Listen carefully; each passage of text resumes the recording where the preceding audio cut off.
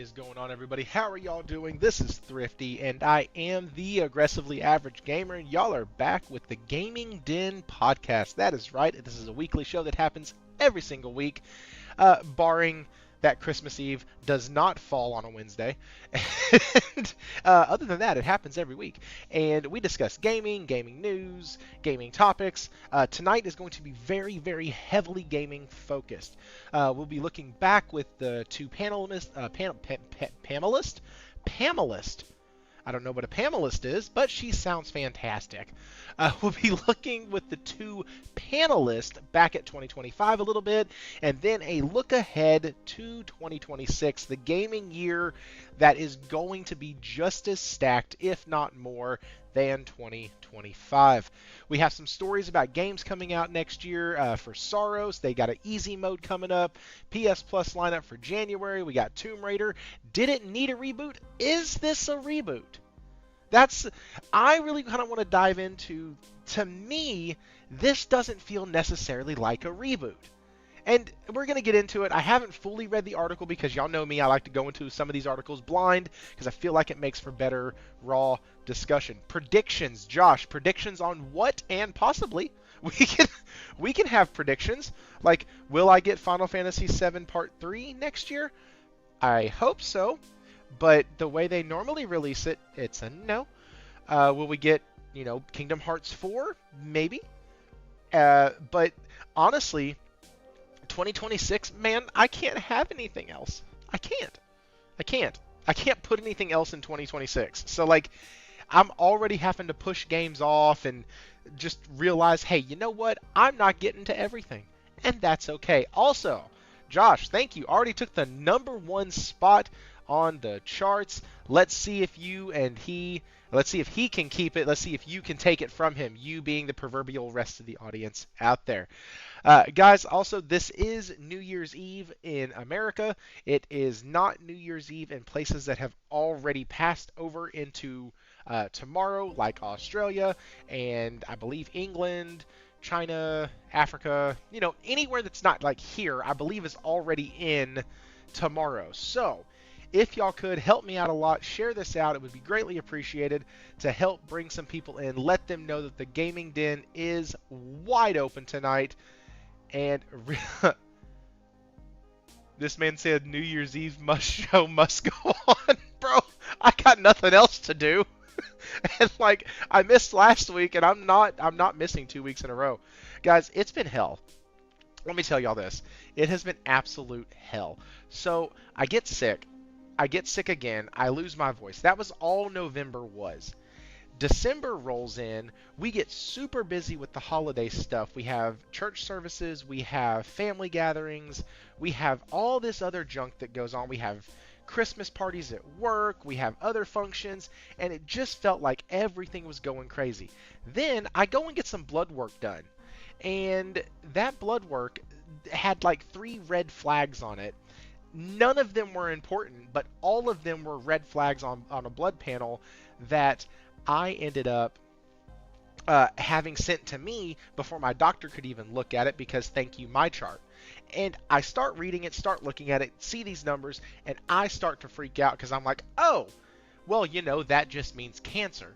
And so I call up there and I'm like, hey, can somebody please call me? I need to know if this is what I think it is or not. And the nurse, bless her little heart, she calls me about 3 days later. Mind you, I've been freaking out. I haven't been gaming. I haven't been doing anything. I've been thinking that it's time. Stuff has happened.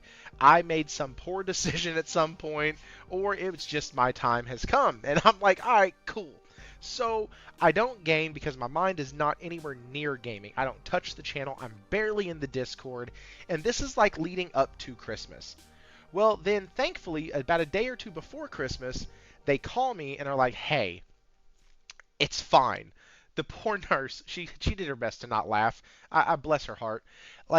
Because she's like, yeah, every single person who gets their blood panel before we get to talk to them has this same reaction, so you're the 5th phone call that I've done today. And I was like, okay, so it's not cancer. She goes, no, I was like, okay, great. So then I get back into gaming. My mind kind of gets cleared up a bit. Everything starts flowing better. And my goodness, if it's not one thing, it's another. Because then we get the Christmas week. And I'm like, all right, cool. So now we have Christmas week. We have work. Got to get some hours in. Off work. When I'm off work, I go and got to take care of the kids, got to help at the house, got to get everything set up for Christmas Eve. It's just been nuts. So needless to say, I was able to get a video out today. I'll be live streaming tomorrow. We have the live stream tonight, and it feels amazing to get back into the swing of things. With being back into the swing of things, we do have two guests that are here, and just like always, y'all are here for them more than you're here for me. So let's go ahead and dive right on in with our two guests. The first one we have tonight is HeroDownUnder, and then we also have Stephen Leon. If you remember, I just did a post about Stephen without him really knowing I was doing it, thanking him and just shouting him out. He has been consistently gifting members to the channel all year round, and he has done way above and beyond anything I could have ever imagined. And it's just been wonderful having him as a part of the channel. And fun fact, he also games a shit ton. So it's really cool having him on. And then we have HeroDownUnder, fan favorite, Australian friend of mine. Love the guy to death. He too is also a gamer. He's a Horizon friend. And we both agree fully on Last of Us Part 2. And that whole series. So yes, anyways, we are going to have a wonderful, wonderful time tonight. Hero has also been with the channel since the very, very beginning. And so I remember when he was one of the 4 or 5 in the chat along with Josh. So y'all make the world go round. I appreciate it. Speaking of that, we have the Real Innate, Josh Ayers, Stephen Leon, and HeroDownUnder as the first 4 in chat. And let's bring in our guest. Hit the like, subscribe, all that crap. Let's go. What's going on, guys? How are y'all? There it goes. Sorry, I got on a little story of what's happened to me over the past 3 weeks. I thought I was dying. And so it became one of those, oh, nothing's important type things. And I was like, I have to focus only on family, and I'm not okay. And so, how are y'all doing? Okay, I'll go first since Steven has been a bit shy. First of all, Happy New Year to everyone. I hope you all get drunk and roll over. Yeah, performance anxiety, but I'll use a condom. That'll be fine. What's up, Richie? Well, see, I just want dinner first, okay? We lasted 30 seconds. 30 seconds. It took 30 seconds. I tried so hard and got so far. Rachie, what's up, thank man? God my mom isn't listening. Go ahead, Hero. It's been good. Late last year, I took a bit of a detour from gaming and jumped fully into the world of tech and AI. So I haven't gamed as much as I used to. I think I've gamed on average an hour a day-ish from the early December to now. But it's been good spending lots of time with family, rekindling and restarting a beautiful relationship with my wife, 15 years married in a couple of months. Congratulations. My son and I, yeah, thank you. It's been good. Amazing sex as well. So it's been incredible. Anyway, my son as well, building a stronger relationship with him regarding technology and gaming. And in 13 days, they will get the PC, which Warwana helped me, guided me to buy for him. And I'm kind of happy for the way this year is going to start. But yeah, last year was amazing. And I really thank everyone in this community for helping my mental health, my gaming tastes, and conversations about life. So you're all very special to me. Every single one of you, even the ones of you that feel you're assholes. Yeah, we need assholes. Either way, you're all my friends. Every single one of you. So, thank you very much. Steven, over to you. Okay. So, Rachie has now blamed Hero for stealing all of our RAM. That's it. He said that Hero has stolen all of our RAM. So, Hero. Well, Xbox really not going to need it. They don't really make anything anymore. So, You know, it's one of I those mean, but things. who are they It's going to just outsource to if they can't have people yeah, with RAM? true. It's Oh, Steven. their new thing's good. Yes, this is Steven, of course. How are So you, sir? what? I'm good. I took a break. I took a break for a little bit too. I just took a break from like just A trying to type keyboard and things. screen. You just left. Oh, Yep. man. Yep. That's pretty much. That's what it is. I was just. I've been playing Path of Exiles. They had a new druid. It's really fun. I love that game. Destiny. The Star Wars thing. Gotta play that. That's one of those things.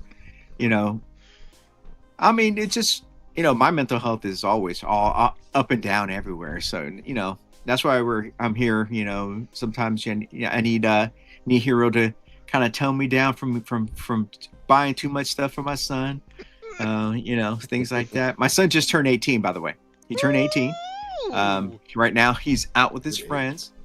He's out with his friends going to the casinos because up here in Washington State, you can at 18 you can go to the casino and blow all your money. So I was like, you can learn how to be a degenerate gambler at 18. Good job. Yeah, I knew how to do that when I was 12. Yeah, no doubt. When I was young, I knew all this ahead of time. But it's just I'm trying to let him be. He went snowboarding on his own. He got his own. I bought him a new board, and he could probably get him some new boots. He understands and he appreciates it. And I got him the new those new Oakley glasses from Meta. Glasses. Oh, okay. Those are nice. Those are nice. I'm so jealous. As well, you should be, but it's okay. It's okay. You're doing well. Damn. So, as well, you should. I'll have my revenge. I'm gonna buy myself one by February. Valentine's Day gift to myself. That's what all this stuff that he got. It's just living vicariously through him. It's everything I never had when I was growing up. Right? I mean, me and Hero were talking about all kinds of all the stuff that we had to go through to get to where we're at, and it's like I didn't have anything. I had nothing. We had dilapidated house, but I had family, and that's all I had. Yep. My mom's went bankrupt, and because my dad.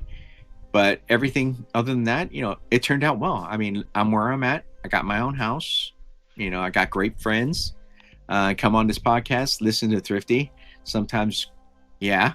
But it's a great understanding to be able to be a part of a community that care about each other. Except for maybe Warwanek because he's not on right now. But hey, we need him here. To keep us focused. And dang, Hero, if I would have known, if you were here, I would have freaking built you a computer and tossed it to you. Because I build computers. I'm about to build 3 more. I bought RAM ahead of time. So that's what I get for leaving at the end of the world. Yeah, that's what it is, man. We are actually one of the things our kids got for Christmas was a 3D printer, and we were only going to, and I've told this story, we were only going to get them the PS5, and that was going to be their thing. Well, Steven, thank you, gave us a PS5. So we were like, hey, instead of doing the PS5, let's get a 3D printer. And so this year was a kind of a combined year for them, where they're going to use the PS5, they're going to use the 3D printer. A lot of their other gifts were like, y'all, this is for y'all, because they were bigger. And so got him a 3D printer, and my son just made his the Sky Sword, I think is what it's called, from Genshin Impact. Oh, nice. I think I know that one. That's nice. It's one of the ones the Traveler starts with, and so he made that, and we're about to get it all super glued together and everything, and I'm gonna build we're gonna 3D print little stands for it, get it on his wall. But dude, that stupid printer, it can print just damn near anything. If you have the right filament, this thing will do just about anything and everything. And I say that to say, you said something when you were talking just a second ago that giving them the life I never had, right? Like, there was no way when I was a kid that I could have looked at my parents and gone, guys, can we get this new object that is $400 to $500? Like, they would have looked at me and laughed me out of the room. Like, no. Your stuff is already on layaway at Walmart. There's no changing it now. We had this crap there since like October. Like, God, it was really funny too, because when I was a kid, if like a new game came out after the layaway program opened and we had already been, there was no shot. So if there was like a hot new toy that came out in December or in November, I never, ever would have been able to do it, because a lot of our Christmases were on layaway. And so definitely a different time. And my wife and I were talking about it. Our kids are very free in our house. Yep. Just very free. And I wasn't. I was get home, go to the bedroom. Get home, go to the bedroom. Like, that was my life. Now, Friday nights were nights on the couch where we would watch TGIF and all of that, but like, for the most part, it was parents were in the living room, kids were in their bedrooms, or we were outside. And so having my kids feel comfortable everywhere in the house is very jarring sometimes, because I'm like, oh my Lord, what, y'all are everywhere? And my wife goes, yeah, that means they feel safe everywhere. And so I know this isn't like, Steven always does this, and so does Hero. We get off on things that are gaming adjacent, but like, really, this is what we try to do as parents, as leaders in our household. The thing that we want to do is give our kids everything that we didn't have. Like, yeah. And going and attaching that, and I know I'm probably, listen, we only got 6 people in here anyways. It's gonna be all right tonight. It's a New Year's Eve night. Woohoo! Let's get started. But like, before we get started, it goes to something that I've said before on the channel in relation to my faith. God wants to give good gifts. God is our Father. Mm-hmm. In his Bible, he tells us he wants to give good gifts. He tells us that the Father wants to give good gifts. How much more will your Heavenly Father want to give you good gifts? Like, it's natural for us as parents, us as fathers, to look at our children and want to give them everything. And it's that drives us and that should push us. It's really what should motivate us to do a lot of what we do as parents, and even into gaming. Like, I want my kids to experience the games that I experienced. I want them to experience better. I don't want them just to fall into the trap. Like, my son is on Genshin right now, and I'm like, hey man, would you be okay with trying Tales of Arise? Oh, yes. Like, I'm trying to find stuff that's adjacent, or hey, how about Grand Blue Fantasy Relink? Like, I'm trying to find stuff that's adjacent in that kind of Not Final Fantasy style. 7? It's the art style. Do you know what has been saving my son? Is the PSVR 2. So PSVR 2, basically since Christmas Day, has started saving him. He's been playing more of Trailmakers, which is a Lego style engineering kind of game. Oh, that's cool. And he's been playing other adventure games. And has been trying other games now just because of the PSVR 2. Started like, World of Final Fantasy, yes. Let me try other things. So I'm quite happy that I didn't need to push him. Now he's starting to explore himself. And see, that's awesome. And I'm trying to get my 11-year-old, almost 12-year-old, to that point where, like, he is very big on the art style of Genshin. Like, when I was playing Trails in the Sky FC, he would look and go, oh, that looks kind of like Genshin, which, funny enough, it kind of does. Yeah. Like, it does have similarities in their art styles. And so I was like, I need to try to get him on ease. I need to try to get him on more of that not full chibi animation, but also not full realism. He's somewhere in that middle section where he loves. Oh, that's cool. I mean, my son is into racing now. He has the whole Moza. He pretty much has a whole you heard of Moza, right? The driving wheels and stuff like that. No. I don't know them. Oh, look them up. These wheels are crazy. It gives you force feedback.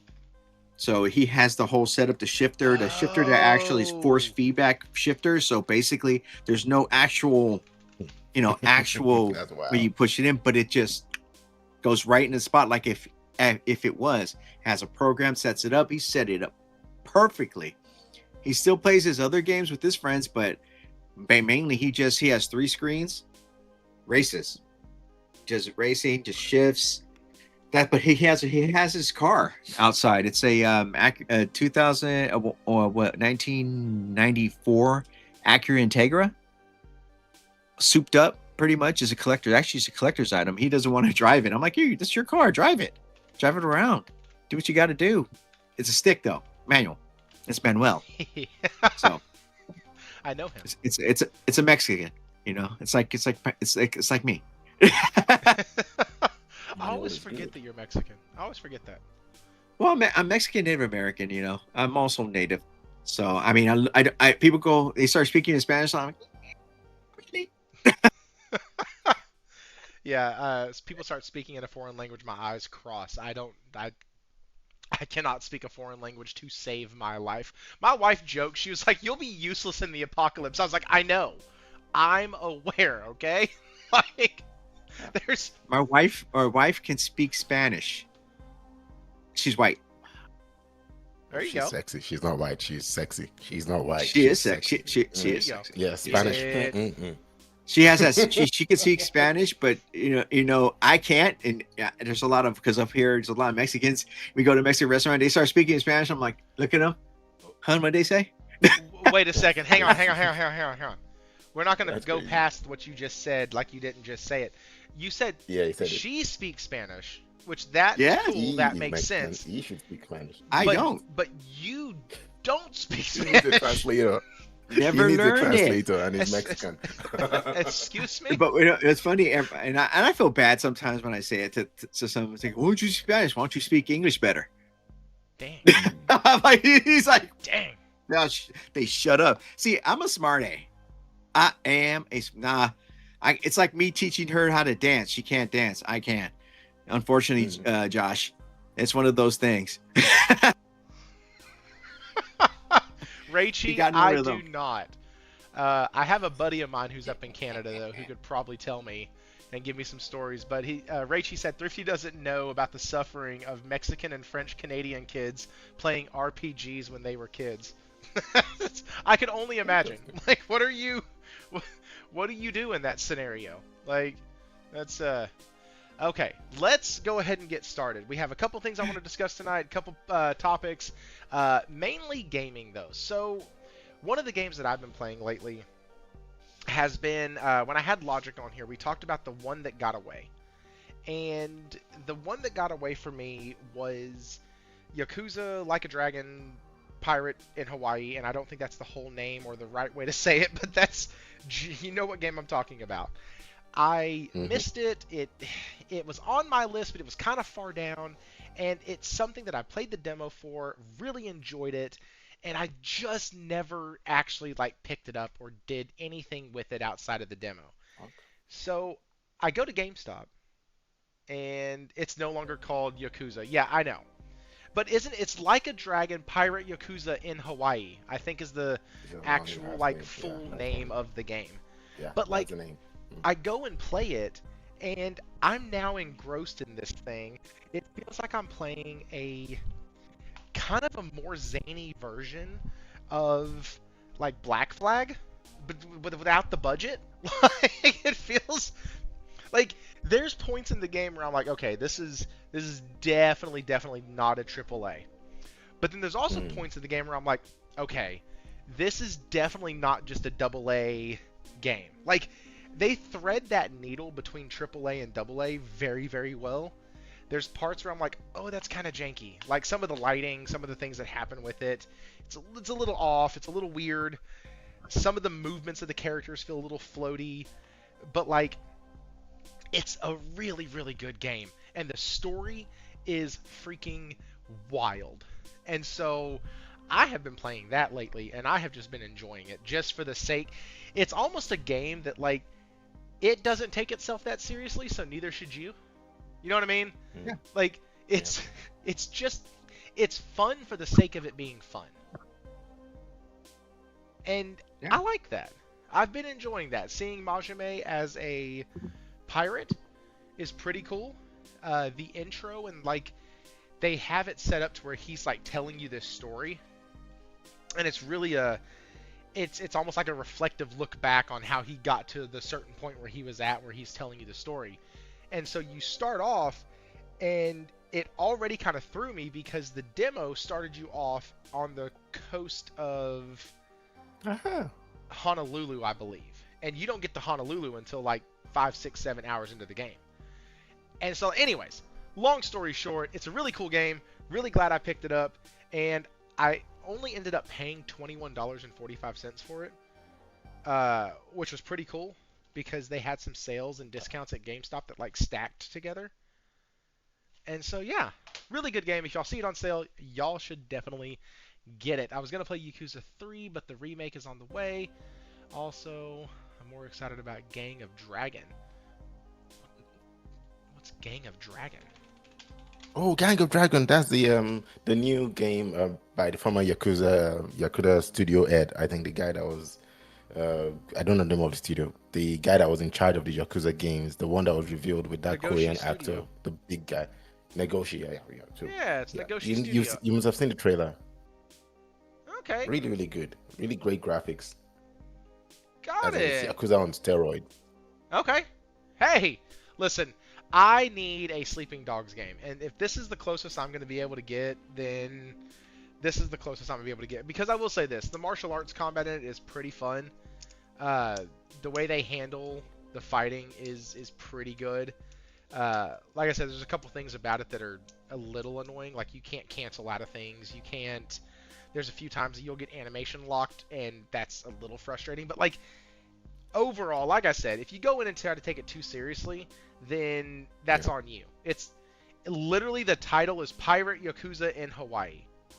You are in modern day Hawaii, pretending to be a fucking pirate on the seas. I mean, that in and of itself says, hey, don't take me seriously. Yep. Just come in, laugh, have fun. There's a heartwarming story in there for those of us who like heartwarming stories between him and the kid. Like, that's pretty cool. For those who haven't played it, you're like, what? Why is there a kid in the game? Trust me, it's really cool the way all of that gels together. Go play Kiwami. So, funny enough, Josh, I actually own 0, 1, 2, 3, 4, and 5. I also own Judgment and Lost Judgment. And now I own Pirate Yakuza. The only one I don't own is The Man Who Erased His Name and That's crazy expensive. Infinite Wealth. Mm. Which I think that was Like a Dragon Infinite Wealth. I think that was that one. But yeah, those are the PS Plus gave me a lot, but then I bought them also on sale because they would throw Kiwami 1 and 2 on sale quite often for next to nothing. And then you could get 3, 4, and 5. That's how I bought them too. Yeah, like you could get 3, 4, and 5 for like $5. And so, like, it was one of those things where it's almost like the Steam sale model, where like that's too cheap for me not to buy it. Because if I someday want to play it, I want to know that I got the game for $1.25. Because that's how that works. Okay, so let's dive into some of the questions.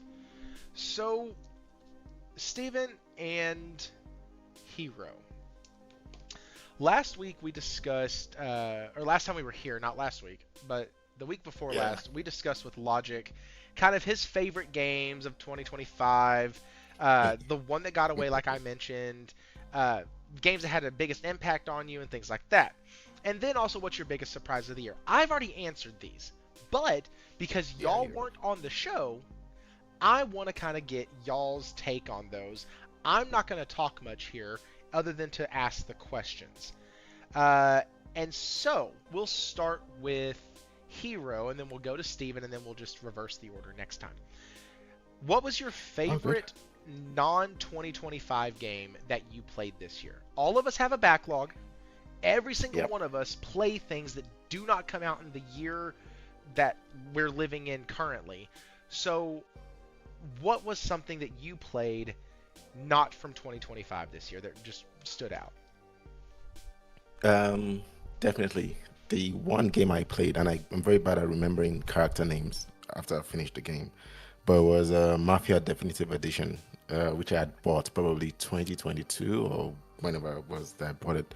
But I played it in January 2025, and it drove me to play the other two Mafia games afterwards. But the story, the gameplay was for me good. I like the fact I could just roam around the city, but the story of complete rags to crime to riches to what's it, without having to spoil it, to a bit of disaster, right, was a great story. It was the game that was so much like The Godfather in every single way. A test of loyalty, friendship, betrayal, greed, sex, love, everything was in that game. And the timing, the way they actually did the Grand Theft Auto thing of you listening to the radio, listening to people having conversations and learning about the prohibition period and seeing how people were living in a very bad way, how poverty had found its way through and everyone was falling into crime. It was the side stories that you didn't get to play but got to listen to that really, I play games for stories. I'm not the best of gamers, so I play games for stories. And the rise and the downfall of a particular character really touched me deeply. And I enjoyed Mafia 2 as well. But Mafia Definitive Edition is a game that it took me a long time to delete, but I've recently reinstalled because I just love the rags. Well, technically, the luck. Okay, let me put it this way: the way luck plays its part in the success or failure of any person is undeniable. So you can be so competent and not succeed. And we're talking about crime story here, right? But this person, the main character, had no interest in crime. He was never supposed to even have been involved in it. But by luck, and it was actually good luck, he ended up helping some gangsters. They rewarded him. They gave him a mission. Okay, video game stuff. But the way the story went, and I'm just trying not to spoil it for anyone who hasn't played it, the way the story went and the way you got to like him and you saw his struggle not wanting to kill people initially, then started to kill them, got a lot of loyalty for his boss and his friends, and always lived by the code. The people that actually brought him into the family, it really was loyal to them until things unraveled in so many different ways. But that story is not really tragic, but it has some tragedy in there, but was really really beautiful. And I was like, I played it at the right time for me.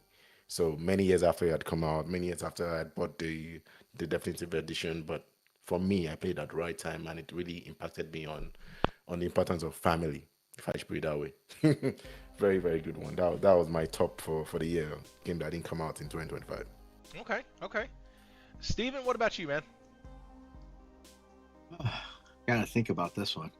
We've been playing a lot of Destiny and Path of Exile, so That's what I was just about to say. I was like, man, you just gushed on Path of Exile too, like. yeah. But Path of Exile 2 is I like the story. I like I'm like Hero. I love story.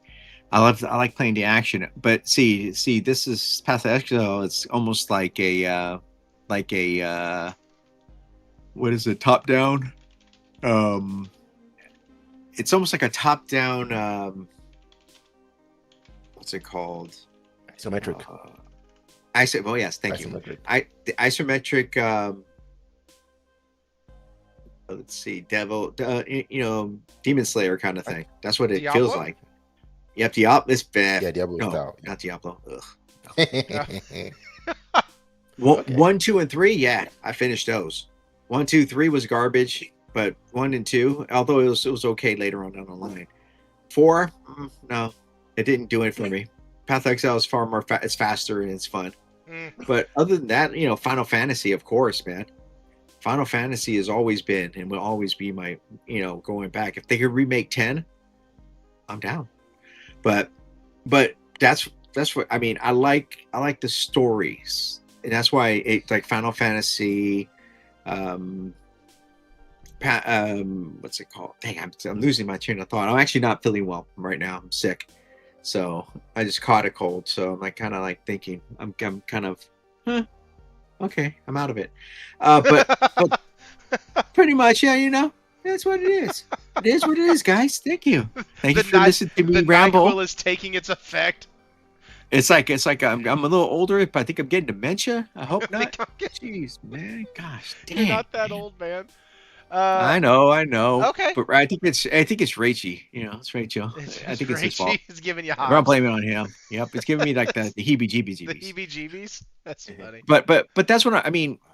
I love the storyline. I love the fact that even though it's an early access game, Path of Exile has been great for me. Destiny 2. Love the Star Wars part, Destiny 2. It's been I got my lightsaber. I'm doing what I can. I'm doing all this other stuff. It's fun. They're not like the storylines about it. What it's about. It's kind of it's different. It's different. It's generic a little at some points, but it's good. I'm as you get older, you become more. Everything becomes more simple, but story is always key. And always love story. Well, good. That's that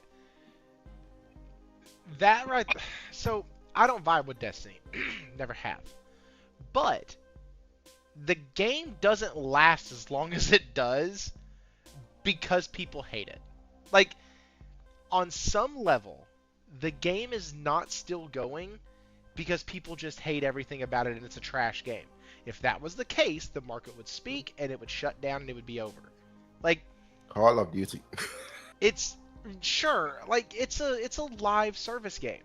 So if it's not doing well, then they would just pull the plug. And so on some level, man, I know I don't vibe with Destiny. It's kind of a meme, and this kind of the community that's here doesn't really vibe with Destiny or live service games, and that's cool. Like, I get that. I'm part of that. But at the same time, I mean, damn it, Cat Quest 3 got a title. That means somebody played the hell out of Cat Quest 1 and Cat Quest 2. Guess what? Yep. That also means Destiny 2. It keeps going. Why? Because people keep playing the shit out of it. Like, it's just... You don't get to keep going if you suck. That's all I'm going to say. Because you see it with mobile titles. Mobile titles will go through... I'm not shitting on Cat Quest. It is just the perfect example of, wait, huh? They've made 3 of those? Yeah, and guess what? They're actually pretty damn fun. Like, but it's the perfect example when you're talking to somebody who's not terminally online, and they're like, I can't believe they would make a sequel of that, or I can't believe this is still going. And I'm like, you do realize that they made a game called Cat Quest, right? And it got a sequel. And they did so good with the sequel that they gave it another one. Like, I think because people play games that are good. And so if Destiny is still going, guess what? That means enough people find it good enough to keep playing it. And nothing that I say on this channel or anybody says in chat or anybody says on Twitter or X or whatever we want to call it, that's not going to change. Like, Elden Ring, not my game, sold over 20 million. Somebody liked that damn thing. Like, and so this is what Nate and I talk about this sometimes, and we've mentioned it in the Discord. Also, guys, if you're not in the Discord, you can join via the link in the description. But we talked about it, and it's basically, like, people like what they like and get a little too bent out of sorts when other people don't like what you like. Or point out something, like if I looked at, Steven, if I looked at you and said, hey man, the reason why I can't get into Destiny 2 is because when I played it way late, like a year and a half ago, and I got through the tutorial mission, and everything just overwhelmed me. Like, once I got to the menu screens, I was lost. And I felt like they don't explain it pretty well, and it's true. And that's so true. I stopped playing it, right, and you can look at me and go, yeah, that's true. And, like, that's okay. That is 2 grown-ass people knowing how to have a grown-ass discussion about a game that both don't really... that one of them doesn't really play, and the reason why. And it just becomes a problem when you look at somebody and you're like, you have to like this game, or I can't believe you. Man, shut the hell up. It's not your money. It is Yeah. theirs. If they, like, just, that's one of the things that I have picked up even more now than before. Like, because now I'm around people who think it's cool to play these JRPGs and, like, these indie titles and this weird shit that I've always played my whole life. But before, like, that wasn't. You tell people you play these Japanese titles, and they're like, "What the fuck are you? What is it? Porn?" They call you a No, weeb. no, it's not porn, you dumbass. It's it's a Japanese anime style show or game. Like, it's Yeah, with tentacles. they do make other things in Japan outside of just pornography. Like, you can What? They play. make pornography in Japan? Never But, like, had an idea. What? There's more to that? there's What? more, right? I didn't know that. And so, like, I Yeah, used to be tentacles, very big yes. on, like, just play whatever the hell you want. And then, like, it's just, holy shit. He wants me to shut up. That's what it is. Stephen Yes. Leon with the 20 members. That's what I. Hey, that's what I. That's Holy what I do. That's what I do to Jez sometimes too. I'm like, yeah, you're talking bit. Boop. Here's a donation. Stop Shh. ranting. Here. No. Alright, so Byron Cutler got hit. Gordon W. William Aguilar. Mirko. Oh, wait. J Gamer UK, Dark Prince 6606, Hero Down Under with the Holy Jesus, I agree. Pay Cooking 7919, Chad Stutt 1616, Holy Hellballs. James Williams Oh, it's 2020, Will. Carlisle MN3FV, that's a name. And I got Will as he came Corey in too. Massey, Byron Cutler, Hyobi Kayoshi, I'm sorry, Hyo Kobayashi, there we go. Wild Wolf 387, Blair Witch, Super Buki 23, oh my gosh, Will 777 JP, EP 553, CBDI2, Lord Jesus, Lady Gamer 1980, Stand Steady Flow, Lord Help, and then Will 777 JP coming on in with the $20. Happy New Year's, gentlemen. Steven Hero Thrifty. Hey guys, we have fireworks going off outside my house right now, so like I'm in a party zone is what I'm in. Thank y'all, thank Sure, y'all, at least you thank don't y'all. have gunfire up here. Shoot, I live up towards the mountain. I'm gonna send you guys a picture of where I live. It's like you have mountain ranges and stuff like that. It's, and I came from San Francisco, so I'm a California boy that moved up to a place where it snows. It snows. It snows a lot. but it's beautiful. But I love it. It's because they think San Francisco is like, oh, sunny. No, it was foggy as hell, dude. It was ugly. 9 times out of 10. Snows It's where I just live too, by the way. Snows Yeah. in July. I love it, dude. I love snow. My dogs love it. It's beautiful. I do Beautiful. too. It's Yes, actually one of the thank things. you, Will. It's actually one of the things that I grade games on, is with their like AAA massive super big budget games. I get a little nitpicky on them, and I want to know how they handle fire, water, and snow. Because those three things are the biggest pain in the ass in video games. When you're Goes to talking about Yote, doing baby. environments. Goes to Yote. Yeah, Yes. listen, I'm telling you, man, when you're talking about environments, one of the things that impressed me Mhm. the most about Horizon, that whole series, is the way they handle fire and water. Because it looks really fucking good. It's great. When she Yes, swims in it. It's just, it looks real. It looks like it's natural. See, that's the thing. Some It feels real. yes. Oh. Yes. Hey, RCF 1999. First time I've seen you in chat. Said thanks for the gifted membership. Thank you for the subscribe. Got you, brother. Yeah, this is easiest way to get a gifted member is subscribe. Thank you and for the hang subscribe. on. Got you, brother. Wait. I had. Whoops. Hang on for dear life. Also, so because of everything that went on, I did not do the live stream. So we will be doing it tomorrow, and this just bumped us ahead of goal number 2 and pushes us into goal number 3 territory, because every 15 I do a gaming stream. We're going to get these up and rolling again. I just told Rachie that earlier in the chat. I was really enjoying those. Then shit hit the fan, and it just was a nightmare. But we are going to be getting back to that. We will be doing some member streams. We'll be doing some other stuff with y'all. Going to be setting up some Q&As, things like that. And so, yeah, going to get that done. Super excited. Mirko81, I just made it to the Painterest by... Whoa. Screw hanging out with us. Go play that video game and finish it. Whoa. Go now. Oh, go now. Go now. Go now. Like, shit. Oh, I'm sorry. Like, you are at the Painterest? I could experience that the first time. All over I'm again. never going to get to play that ever again for the first time. And I'm so pissed off Unless at you have that. dementia. Yeah, you could have some dementia then. Hey, Josh just said what you're going to play next. Again. More foam stars? Hey, listen. We have some things on the horizon. Let's just say that. There's some guests who have appeared on the show throughout the year who have some ideas of things that they kind of want to see and want to do and stuff like that. So we have some fun stuff in 2026 that I still have to hold a little close until we get some stuff confirmed, but it's going to be a blast. We are going to be focusing way more on gaming over the next year.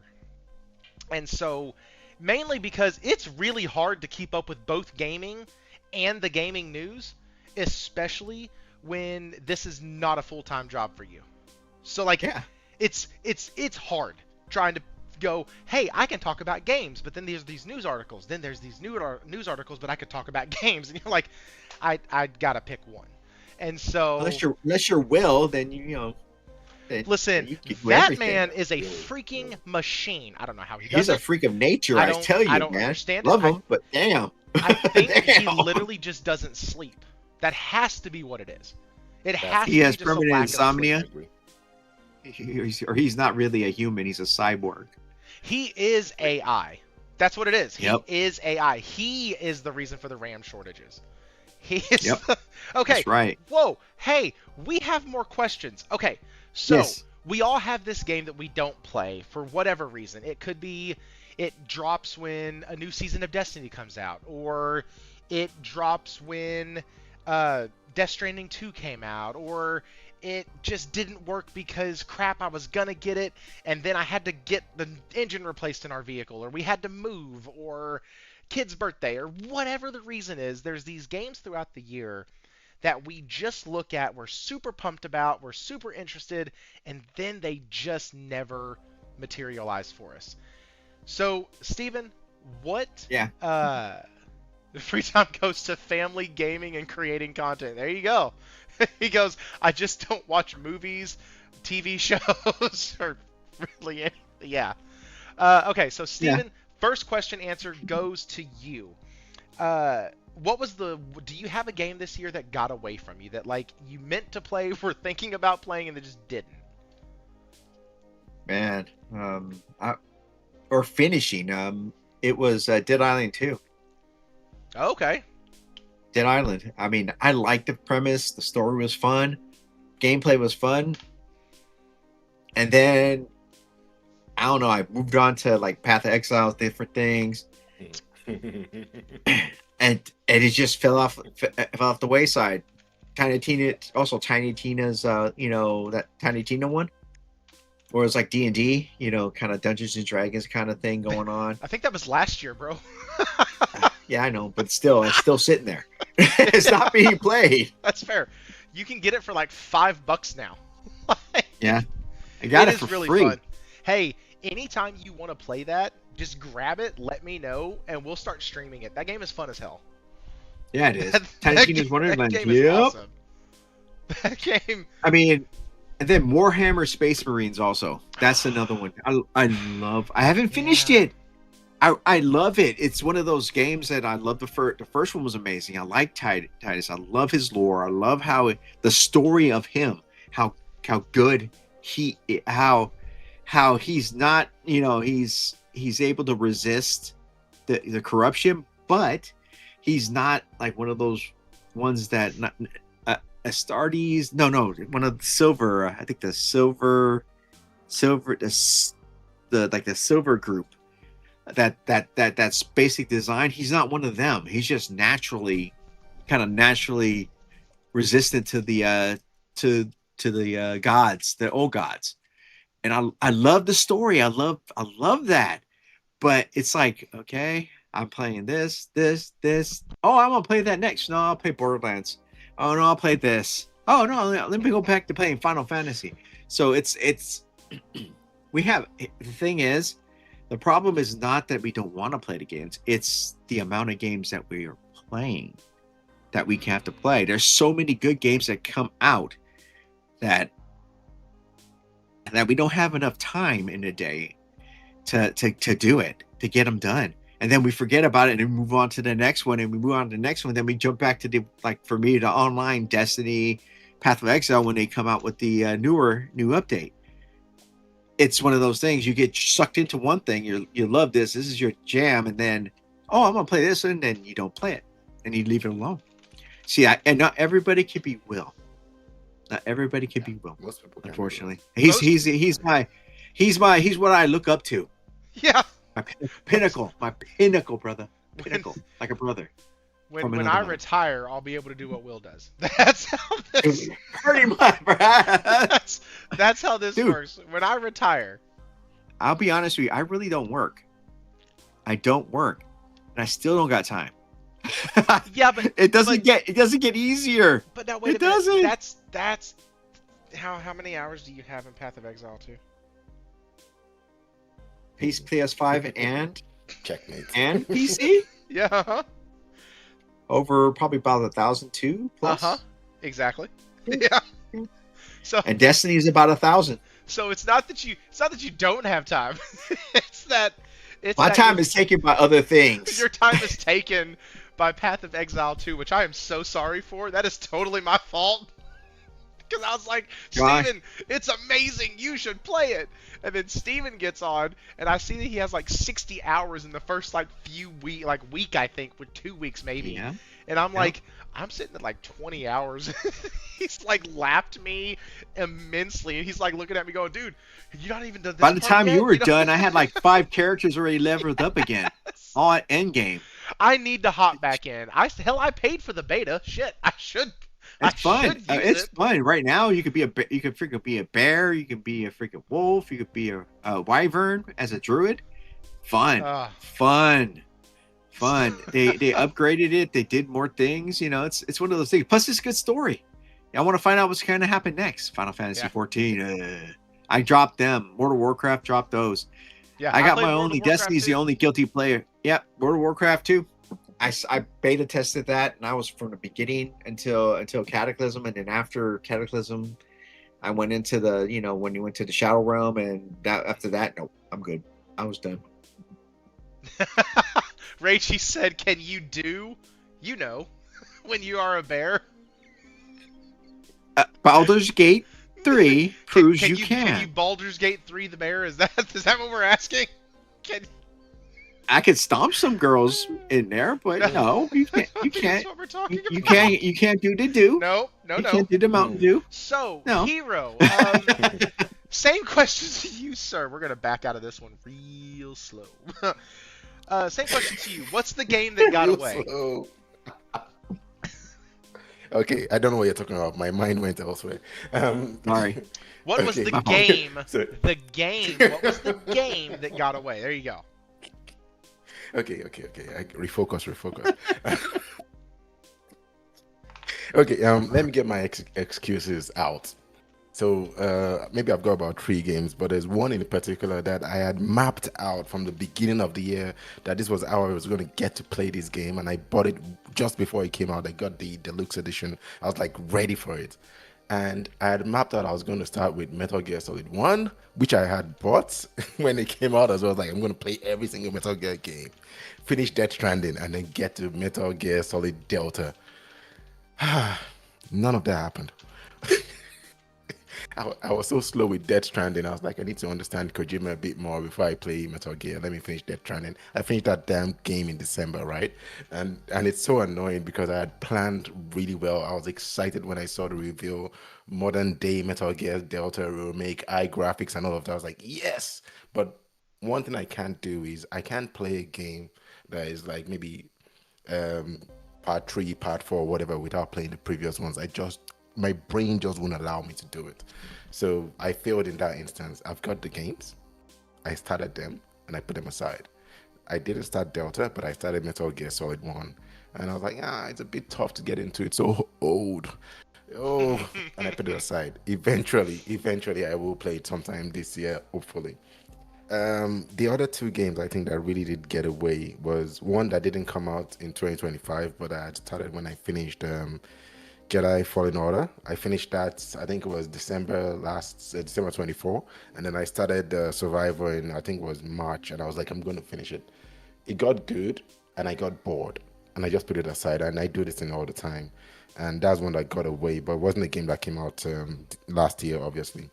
But I think the biggest miss, yeah, you're not the only one. I think Thrifty is in the same boat, really. I think so. I tend to sample lots of games and then focus on one. I do that with a lot of games. If they're so good, I'm like, oh, I need to give you all my time. I'm going to put you aside. I'll play you later. But the one game that pisses me off that I could have waited because I just felt like I would love it, and I did like it, was Warhammer Space Marine 2. So I had started Warhammer Space Marine 1 on my PS3, and I think I've played about 4 to 5 hours of that, and I play very slow, so that's probably 2 hours of the game that I've played about 4 to 5 hours. I'm like, I'll come back to it later. Let me buy Space Marine 2, I'll finish this and jump to that. And I played the opening mission. I had a conversation with Wooly. Wooly was disappointed at some point because he's always disappointed in different parts. It's a perfectionist in gaming, that's what he is. So he was disappointed, but I was like, nah, I like what I played, I'll come back to it later. And I think maybe other releases were just coming out that I was more interested in, and I didn't go back. And if I was more of a multiplayer game, I would have played with Will 777JP a lot, and I would have played with maybe Enrique as well, I would have played with Willie as well. But because I have this thing, if I don't finish the story, I'm not going to jump into any multiplayer. I'm just not going to. So it's a way my mind is framed, and that's why I couldn't play Warhammer, and I just hope I can play it this year. So maybe just those are the real 3 games, but the one that really hurts me the most was the fact that I could have just waited and bought Warhammer Space Marine 2 for maybe $30, and I bought the full price. I even bought the gold edition. It's not even, I spent all the money. I did that too. Yeah. So, Space Marine 2 is my game from 2024. That is a game, and even still to this day, there are many moments where I could have corrected this problem and purchased it. Hell, it was on Black Friday for $30. But I have a problem with me where if I've already waited long enough to play it, I'm waiting until that dude hits $20. Like, I just am. It's why I got the pirate game, because it was $20. Like, if I've waited long enough, then there's a certain point where I'm like, there's other games coming out. There's other titles I could be playing right now and finishing up. I'm okay to wait until it gets down to a price that I want. And lo and behold, when that usually happens, one of two things happens. One, you get a Cyberpunk scenario where now it's in the PlayStation Plus service. Full package. Where you're like, oh, cool. I can go back and play that if I want to. Woohoo! Or you get the scenario where you buy it, and then a day or two later, PlayStation releases a sale, and you're like, well, crap, now it's $18. And you're like, shit, I should have just stuck to my guns and waited till it was below 20. And so that's kind of where Space Marine has fallen for me, is I believe it's a great game. I believe that people who play it love it for a reason. I do want to play it, but it's going to have to drop a little bit more. 25 will probably be what I end up picking it up at. And I think it'll get there in, I don't know, March or April of this year. I think 25 is about right for that, because that'll be 2.5 years after release. Maybe do a big sale, get it out to us. But that was my game for 2024, was Space Marines 2. Raichi said 2024 was the JRPG year for me. Unicorn Overlord, ReFantazio, and then P3 Reload. That's awesome. Wow, that's a good list. He says, I finished games, I'll never go back. At this point, wait for it. Dispatch is the game for me now. I'm gonna wait. I'm gonna wait for Dispatch until it gets to 50% off, because I'm just not going to get to it. I just know I'm not gonna get to it on time. That's why I waited. I watched my son play it. I watched my son play it, and he loved it. He just told me about it. I watched what he did. Saw the ending. I'm good. I'm done. It's like, Well, and I it's think cool. I'm gonna play the I like demo. the style. I like the style of it. I like how it's more of a story game. Reminds me of Dragon Quest. If anybody remembers Dragon Quest back in the day in the arcade, just good story. You have to save the princess. Blah blah blah. Pick. Choose. You don't have to use a joystick, but you pick and choose what you want to do, and the outcome is what it's like. It's like playing Baldur's Gate though too. Baldur's Gate was like one of those things. You pick an outcome of what you're talking about, and if you picked a good or a bad, it reflects on you, and it actually reflects on the ending, which is good. I like that. Those are the games that I like too. So I'm one of those guys. Yeah, I think not Dragon Warrior. There's that one with the space one, where the princess is in space too. The old school, if you remember, it's one of those ones where it was like a cartoon, but you chose, you picked where to go, which way to go. If Pick your own adventure type deal. Yeah, pretty much. Oh, okay. Yeah. Hey, listen, even those books have always been some of my favorites. Like, but I was also the kid who would make the choice, flip to that choice, see if I died from that choice, and then go back and make a different choice. So like, yep, I understand. I was never one to play those to even play those by the rules. Like, nah, man, we're gonna drop this shit in easy mode, and we're gonna go ahead and slide right along. That's what we're gonna do. It's called Dragon Quest Square Dragon. Oh, called Dragon Warrior. Okay. Played on PSP. My got my ex-girlfriend's kids for the holidays, so I gotta go. Oh, I gotta go, but I'll listen later. Hope everyone is good evening, holiday, and 2026 looks to be another great year in gaming. Good night, everyone. Hey, Kobayashi, appreciate you so much. Thank you for stopping in, man. Really good to see you. So yeah, glad to see you got a membership as well. Rachy, hell yes, still got my PSP copy. Holy crap, D487 hits it, gets us to the next one. Now I owe y'all 2 streams. Holy shitballs. He hit Finna Cookya, Dizzy Delta 88, Straight Ched, Scorpion YL7VB. That's an AI account. Awesome, thank you. How do I know that? Because only AI would put all those freaking numbers and digits behind their thing. Interesting. You never know. Listen. No. It looks like one of those crappy emails you get that is like, when you click on the sender, it's like all the special characters and digits, and you're like, true. You're not. Yeah, I'm good. Yeah. So, thank you so much for the 5 gifted members. That does put us at 46 now. I will edit that in just a second. Okay, so next question. Here we go. And this might this will actually be the last question for this. So, was there a game? You don't even have to have an answer for this, but was there a game that had an impact on you this year? And if so, what game was it, and how did it impact you? This is mainly for you. Even Steven, you said you love the stories. A lot of times, these stories do leave us in a situation where we sit and reflect. There's something about it that just wows us in a game. Like when people were playing Horizon Forbidden West, and they flew on the shoot. What the hell's that bird? What the hell is it called? The flying bird in the damn game that you can fly on. What the shit? The something wing. Will, if you're still in the chat, what the hell's the name of the bird you can fly in Horizon Forbidden West? You gotta help me. Shit, I can't remember the name. Glidewing, I think. Sunwing, I think Corey got it. Sunwing? Yeah, that's it. Sunwing. Cool, Okay, Sunwing. yeah. There we go. So, like, you can be flying on a Sunwing, doing all that stuff, and I forgot where I was going with that. But, yeah, anyways, games that had an impact on you. Games that did something, that did something super amazing, that gave you that aha moment, like being able to fly on the Sunwing. There we go. And, see, with ADHD, you just gotta, like, circle back around sometimes.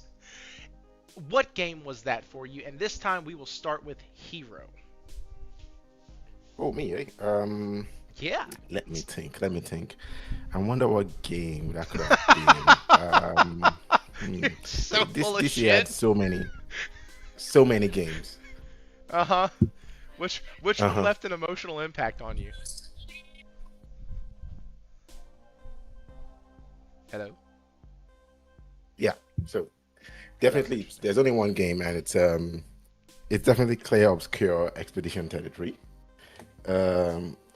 Nothing else impacted me as much last year than that game, and I'm gonna be a bit anticlimactic. Uh, so the reveal on the Xbox showcase was like, whoa, what the heck is this? Shit, it's turn-based. Damn. And then it was like, I have to play this game. I don't like turn-based, but I just want to really play this game. I don't know what it's about. I like the premise, and I was like, turn-based, turn-based. I hate turn-based. I hate turn-based. And turn-based didn't even matter because it's forget how good the gameplay was, but the narrow focus of just thinking that you can define something by just a small label, anything in life. I've learned that that doesn't matter. That is not wise. So it's a turn-based game, action turn-based, whatever. But the truth of the matter is that it wasn't even the story at first. So it was the premise, right? Then the intro was a bit boring at first. The first maybe 5 minutes, like, what's all this? Started playing it. Then the Gomage happened, and everything went awry from there. That game, the way it went on pace without ever really slowing down, even though you had slow moments like you did in Last of Us 1, you had those slow moments to really think about what just happened in the previous encounter, the previous scene. This game had it in spades, much more than I believe even the Last of Us 1 had it. And the way they were able to actually used the little budget that they had and gave something that was good enough in terms of graphical fidelity and told a story that made you forget all the bugs, because there were bugs in that game, right? But it made you forget all the bugs, made you forget all the imperfections. And every single person I've had conversations with, I won't talk about the personal impact on me really in terms of why it's so important, but quick one, my mother died and I was able to live through that entire process again and forgave myself, and also thanked the time I had with my mom when she was alive and all of that. You just gave me a lot of self-reflection and things to be thankful about. It gave me a lot of sadness and it broke me. The entire story broke me. It's the kind of experience which, and I'm going to just bring it up, unlike The Last of Us 2, which was PTSD, the game, right? That's what Last of Us 2 was, and I still love that game. But I can't really go back to The Last of Us 2 as much as I buy multiple copies of that game and I buy everything regarding that game. For Expedition 33, I can go back, probably not for the story, and I have gone back not for the story, but just to feel the world. Because I never wanted to leave that world, obviously, with my own ending, and I still go back there to visit.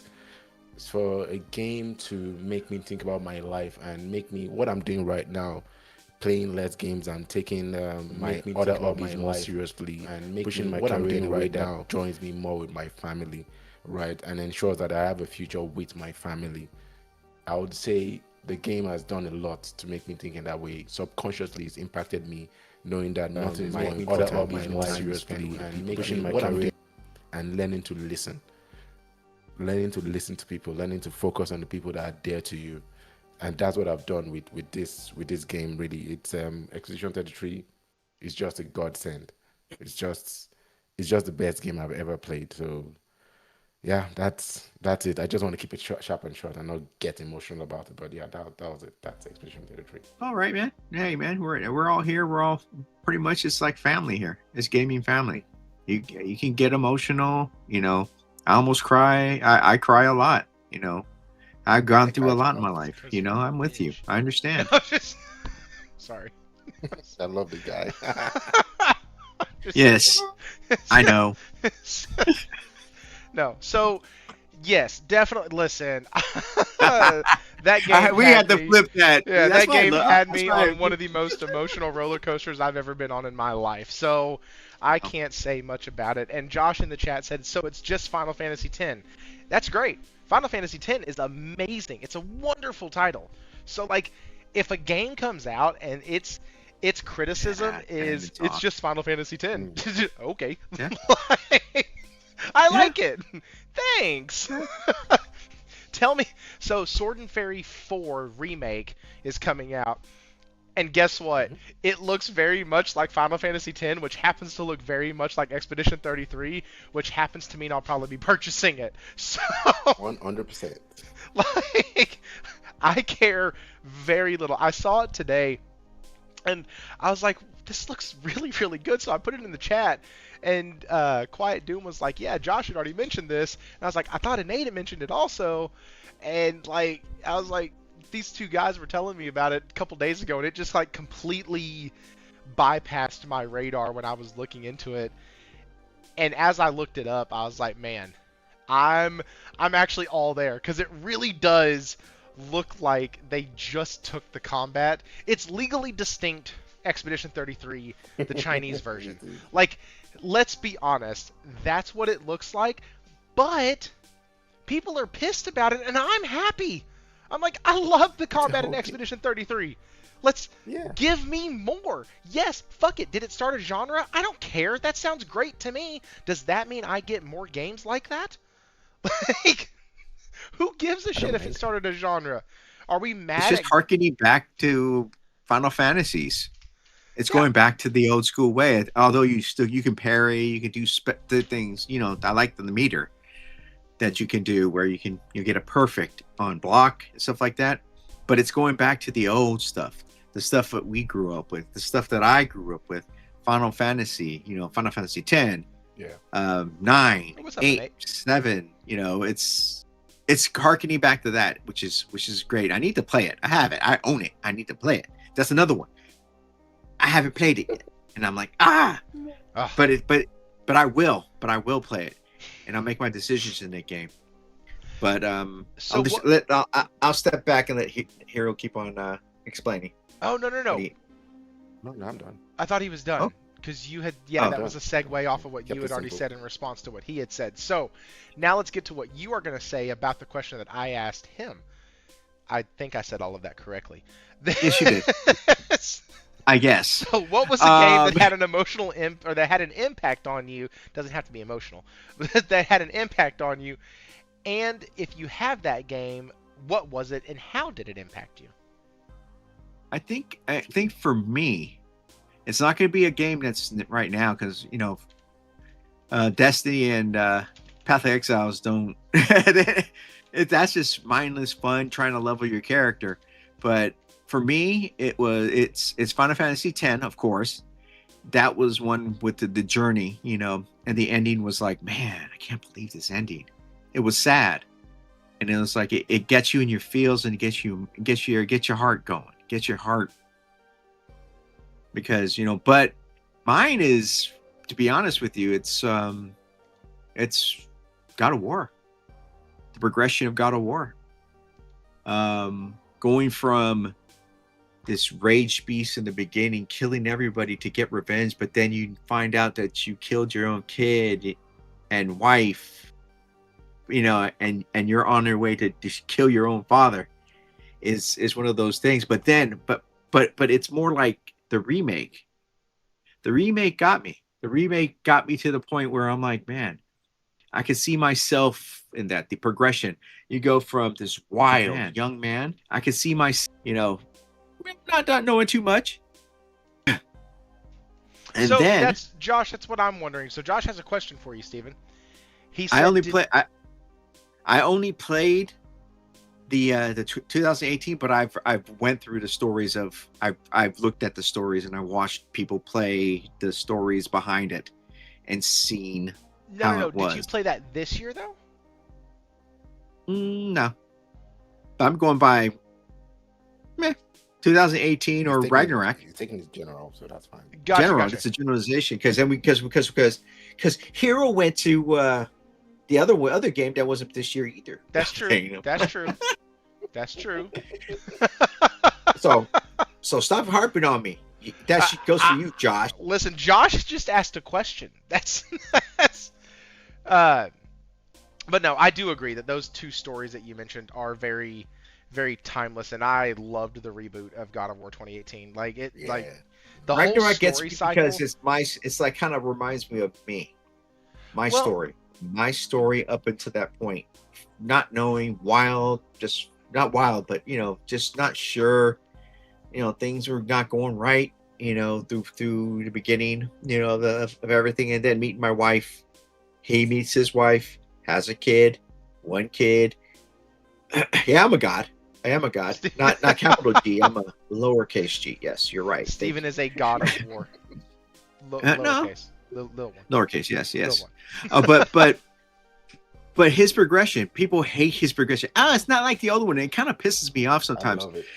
It's like, are you like people that say that they don't like it? Have you not progressed in your life to become different from what you were before, taking more responsibility, trying to make your son better, trying to make you better as a person? You're not the same person as you were then. I can see Dad of War. Yeah, of course. Because he's different. He has a kid. So his perspective is going to be different. He's not going to go wild out and destroy everything. But he has to look for his kid. People don't like growing up. But life is not fair. We all have to grow up eventually. Yeah. Except for us men, we don't grow up. We don't go past 12 to 15. Mentally. So mentally we don't go past 12 or 15. But our bodies grow. That's why we still laugh at fart jokes. That's why. Yes. They're funny. And like what's really hilarious is like there are certain things that are just innately funny. And I know that because you'll have a baby who like will sit there and the baby will pass gas and all of a sudden will go it's all the funny. Dudes in the room. All the dudes in the room will be laughing. It's funny. But yeah, getting old does suck. That's actually a realization that hit me with the blood panel I was talking about earlier. Like, God, this is the first time I've had anything negative on a blood panel my entire life. And now I have a little bit of high cholesterol, which that's whatever. She was like, your cholesterol's a little high. Ta-da. You eat good. Yeah, she goes, good. That's why. Yeah, that's what she said. She was like, just keep doing what you're doing. Maybe cut out a few fatty meats here and there, and you should be okay. I was like, okay, fine. Actually, you should cut out the saturated fats. It's not the fatty meats. It's the saturated fats that you take in. Oh, listen. You have to watch out for that. My wife, we got a grain mill, and I don't know if y'all have ever done a deep dive into what happened to flour over the flour years. Is freaking messed up. It's crazy. They freaking screwed that sucker up. So they took the wheat berry, they divided it, split it, and realized that, hey, if we don't remove it, if we don't remove the germ, I think, from the powder, then the powder isn't shelf stable for more than like a couple days. If you remove it, then it stays stable. But they realized that people were getting sick because they weren't getting the nutrients from the wheat berry anymore because they yanked the part of the berry that had the nutrients. So then they enriched it. Like, they took out the good shit, said, no, we're going to not use this.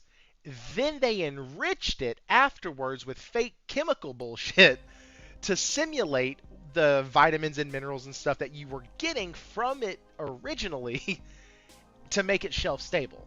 So that's why you get stuff that says enriched white flour or enriched whole wheat. It's still not actually whole wheat flour.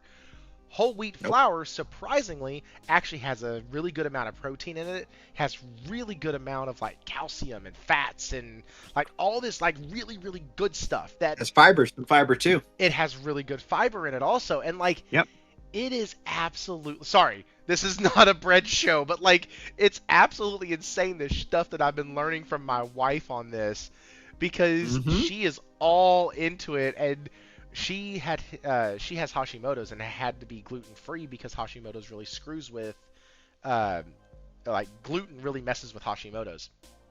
And so with this stuff though, after the switch, she's had literally no problem at all.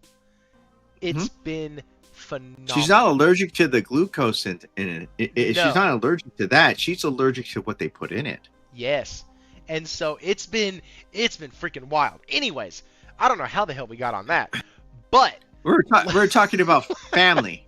Oh, family. That's right. This is the Vin then, Diesel podcast tonight. We are talking about family. Actually, that's when I'm on another like MBGs. He got me as the family guy, the family guy, Steven Family. See, because he put the Vin Diesel thing on me. Oh, he put the Vin Diesel thing. I was like, what? Family. But see, it's like it's one of the but to go on with the God of War, it's just my progression as a father. Yeah. You know, this progression in life. You go from me insecure, not understanding, and going being wild and talking smack, and then understanding that, dude, I got this boy, I got this wife. Sorry, some big bomb went off outside, so they're celebrating. Hey, so things are going off. My dogs are they're going crazy. I barely hear the dogs, and I didn't even hear the sound. Discord is really good at this mic is good. Yeah. Filtering stuff out, noise out. Yeah. Yeah. But it's one of those things when I reflect on that. I see and I hate when people say, "Oh, be out of war," and da da da. I'm like, I don't care. It's not. He's not the same person. He has a son to take care of. Naturally, yeah, people change. I am not People the same grow. person I am now that I was 10 years ago. Nope. Yeah, I'm not the same person I was 10 years ago. I'm not the same person I was last week. Everyone changes. Everyone grows. They do different things. It's that's why I love his story. He's doing his best to try not to let his son wind up and follow his footsteps. And I try to do the same with my son, but unfortunately, he finds a way. They find a way, and you just gotta guide them as best you can until they're gone. And maybe that's why Ragnarok really resonated with me so much, because him and his son are so much alike, and yet they don't understand each other for nothing throughout 90% of that game. And then even by the end, they only come to a semi-mutual understanding, where they're like, hey, we're kind of okay with each other now. Like, this is cool. But that's after 2 full games that we've walked with them. Yeah. And that's how I feel with my kid. My oldest, him and I are wildly different and wildly the same, all in the same breath. And it's annoying because we don't have a lot in common because we're so different, but our personalities and the things that make us tick are similar, very much identical. He is very much my kid, but we are so different. And so that communication, that trying to be gentle yet firm, trying to impart your knowledge without being pushy, still coming off as pushy, sometimes you feel like he did in God of War Ragnarok, where you just damaged the relationship beyond repair, especially when he goes off and you don't know where he went. And you're like, what? That is, and you said your son just turned 18, so that's something I don't deal with. He's out yet. and about right now. Right, he's out and about right now. And so he's out with his friends. He's they go snowboarding. They go, it's one of those things. It's like I kind of am a little jealous because I can't be there. Right. But I'm letting him be himself. Let him grow. Let him be his own man. And that's probably why I platinumed that game, because it just spoke so... It was the first game I ever platinumed. It just spoke so much to me that I literally didn't want to leave that world. I loved everything about it. The upgrades they made from the first one, where they took the story, how it ended. The ending of that story made me so happy for the future of the franchise. And I maybe I'm weird. I know people who dog on that game, and they're like, God of War Ragnarok was rough. It was just DLC. It was just this. It didn't really have a lot of depth to it. And I'm just like, man, we played totally different games. What are you? You must have played different games, dude. We played the beginning totally of it was titles. It was heart wrenching because I can put myself in that place of that, losing a dog and stuff like that, using the wolf. I got my pup. That's usually on my picture. My picture is my dog. That's my pup. That's my boy. That's Max. And if I lost him, I'd be the same way. Sad. Crying. But the thing is, to be honest, his son saved him. His wife saved him. Yeah. That's what my son did to me. He saved me. Wow. Because if I didn't have them, my wife and them, I don't know where I would be. And it's a blessing that I got from God. I could not be here without his help. And he's helped me and he guided me to them. And gave me them. So I have to appreciate what I have. That's why when people don't appreciate, they look for other things. They try to go out and get more things that are not tangible. It's like striving after the wind. It's like what Solomon said. It's like striving after the wind. You can't. You can see it. You can feel it, but you can't hold it. Slippery. You can't ever grasp it. It's going No. to go away. So it's vanity, and for me, there was a lot of vanity. And then my son and my wife kind of put the perspective is, dude, this is my family. I dedicate myself. I didn't have a great relationship with my mom. I didn't have a great relationship with my dad. My dad wasn't the best man in the world. And my mom, I looked like my dad and she didn't like him. So there's read into that. But I still love her. I still care about him. And when my dad died, he was dying and he had to hear my voice so he can die. And I know that right now. Oh, that's crazy. Because I told him he can go. And he went. But he was, the story of me is, my family is, we blame ourselves for everything, and I blame myself for everything. Which is very much like what happens in Ragnarok and God of War. Yep, he takes exactly. on everything on himself. That's why. And yep. That's one of the things I really liked. And people, it's a meme because Sony has been doing this for a lot of their sequels, where you start off in the first one solo or just with like a little companion, which Mimir is his companion in the first one, and then of course his son. Yep. But like you start off that way, and then in the second one you get your team. And so like they did that in Spider-Man 2, they did that in Horizon Forbidden West, they did that in God of War Ragnarok, they did it in Last of Us Part 2. That's when you get your team. That's when you get your little people around you, and you get to go do stuff, and like you recruit people as you go, and then by the end of it, but it was more than that. Yes, it's that same type of idea where, if it's a Sony first party title, the second one you're gonna get a team. The way that those games are delivered and deliver on those teams are completely different. So like with God of War Ragnarok, he got friends and enemies and frenemies and everywhere in between to come to him and offer assistance and help in moments where he literally wouldn't have been able to do it otherwise. And he needed them so much so that there was one of the characters, and I'm not going to really give away who just in case you haven't played it yet, but one of the characters ends up dying. And like dies for this cause. And so because of that, like you now have that burden and that weight on you. One of the others is an enemy-ish from the first game who then becomes like one of your most trusted companions, who helps you, who carries you through, who like the whole game I'm expecting her to backstab you. And like there's going to be this big hook where she just shoves the knife in your back, and it never happens. It never happens. And I'm like, oh my gosh, that's so cool. Like, the way they did it was so well done. And then, with Horizon Forbidden West, the way they brought in and continued the story of Jarl and a couple of the other folks was so organic-like from the first one.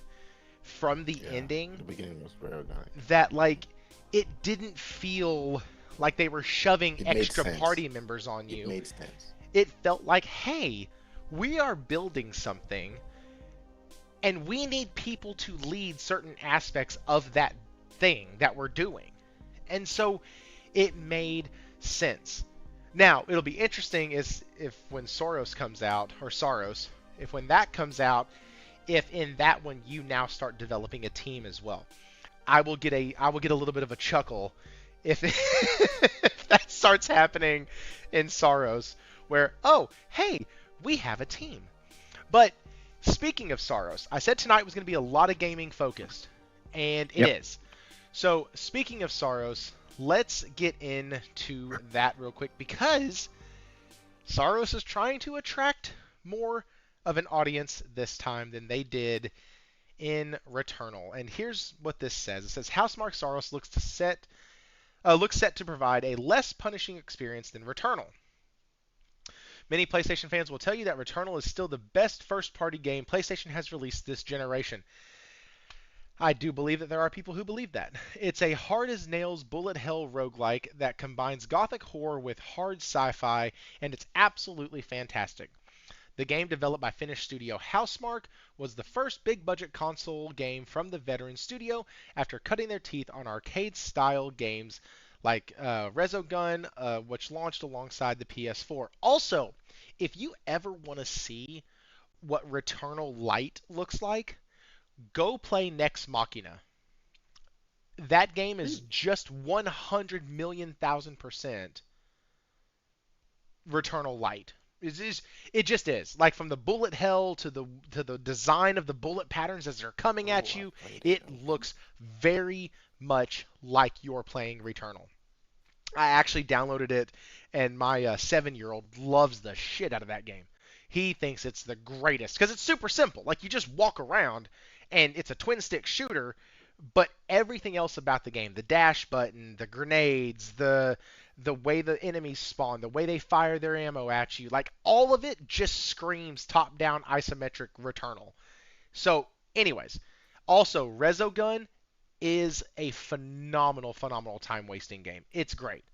However, back to the article, while Returnal is much loved by an incredibly hardcore audience, it's a small audience. While hard games have a moment in the spotlight, Returnal may have been slightly over the top for some. That was me. The game, which in some ways makes Souls-like titles looks like Bluey the video game, has a long list of victims that didn't get beyond the first boss. Hey, that's me! And therefore didn't get to experience the game's excellent story or world design. The next game from Housemarque Saros looks to show the rest of the world what they missed. In other words, it's going to be a little easier. It's going to be a little less punishing. Once again, Saros is a third-party shooter that melds bullet hell with modern-day roguelikes. However, Saros doesn't appear to be going for quite as punishing of an atmosphere as its older brother. This time, the players will be given far more options to upgrade their suit of weaponry, offering a sense of permanent progression that was missing from Returnal for many. Okay, so I'm going to approach this from two sides. The one side, this is definitely going to move it up my list of purchases. Because I was one of the ones who bought Returnal, tried to play it, couldn't play it, spent 20 hours trying to get good, could not get good, and put it down. I traded the game back in, got rid of it, it was gone. I have it now because I think it's in PS Plus or Extra or whatever. But, like, I got rid of it because I literally got tired of getting to the very end, making my way finally to the boss, and getting my ass kicked. I hated it. And the story, though, was so fun. I wanted to know what happened. It was very intriguing, especially the first and second and third time you get to the house, and, like, there's more things that you can find. That was all really cool. The fact that it was ever-changing, and each level design was kind of RNG on how everything was put together, and you had to figure out what certain doors meant and what certain symbols meant, and it was really, really well-designed game that I could not get past the first level, so I stopped playing. So in one sense, I know it's going to bring me in, or it has a higher chance of bringing me in, and it's also going to appeal to more folks just like me. Here's the problem, and here's the other side. When you start appealing to more people, and you lose something that the gamers who did support your game were there for, which is the harder gameplay, then you have a good chance of alienating your core fan base, a la Final Fantasy, than you do picking up a new audience that can carry the title. So it almost feels like a double-edged sword. Um, Hero, I think I was talking to you beforehand about this, and you kind of said, "Damned if you do, damned if you don't." Or maybe that was Steven that said that. No, Steven. But it's kind of that. It's kind of that's the way I feel about this. Like, if they said no, it's just as punishing as the last one, well then I'm automatically looking at it going, well, I'm out. But if they say no, it's not just as punishing as the last one and it's easier, then the folks who love it punishing are now going, you know what? I guess I don't need it. It's just I want to play something that's harder. I'll just go back and play Returnal again. So, what are y'all's thoughts on this? Hero, we will actually, Steven, we will start with you first on this one. All right. Well, I'm in that ballpark where you're darned if you do, you're darned if you don't. You know, you're damned if you do, damned if you don't. I mean, the first Returnal, I didn't play it. I knew I wouldn't be able to do it, and I'm like, man, this is not my kind of thing. It's a roguelike. I'm not really great at roguelites. But I mean, it was beautiful. I mean, liked what I saw. The story from what I saw was amazing. It's just, it wasn't my cup of tea. But if it's going to be able to do that, where it's going to be a little bit easier, I probably will play Saros. To be honest with you, I was like, okay, it's going to be hard as Returnal. No, okay, let's go there. Let's see if I can do this. Because I'm like Elden Ring, but see now there's the example. Elden Ring wasn't as hard as, you know, Demon Souls, Dark Souls, you know, Neo, things like that. It wasn't as hard, you know. It was more accessible, which is good, but it was still hard for the people that weren't as good, you know, as getting good. I can't get good. My reflexes are terrible when it comes to those kind of games. But you know, I'm 50. I'm 50, almost 55. Whew. I'm like, nah, I'm good. My fingers don't work like it used to. They used to. That's why I like keyboard and mouse 9 times out of 10, because it can even it out, so to speak.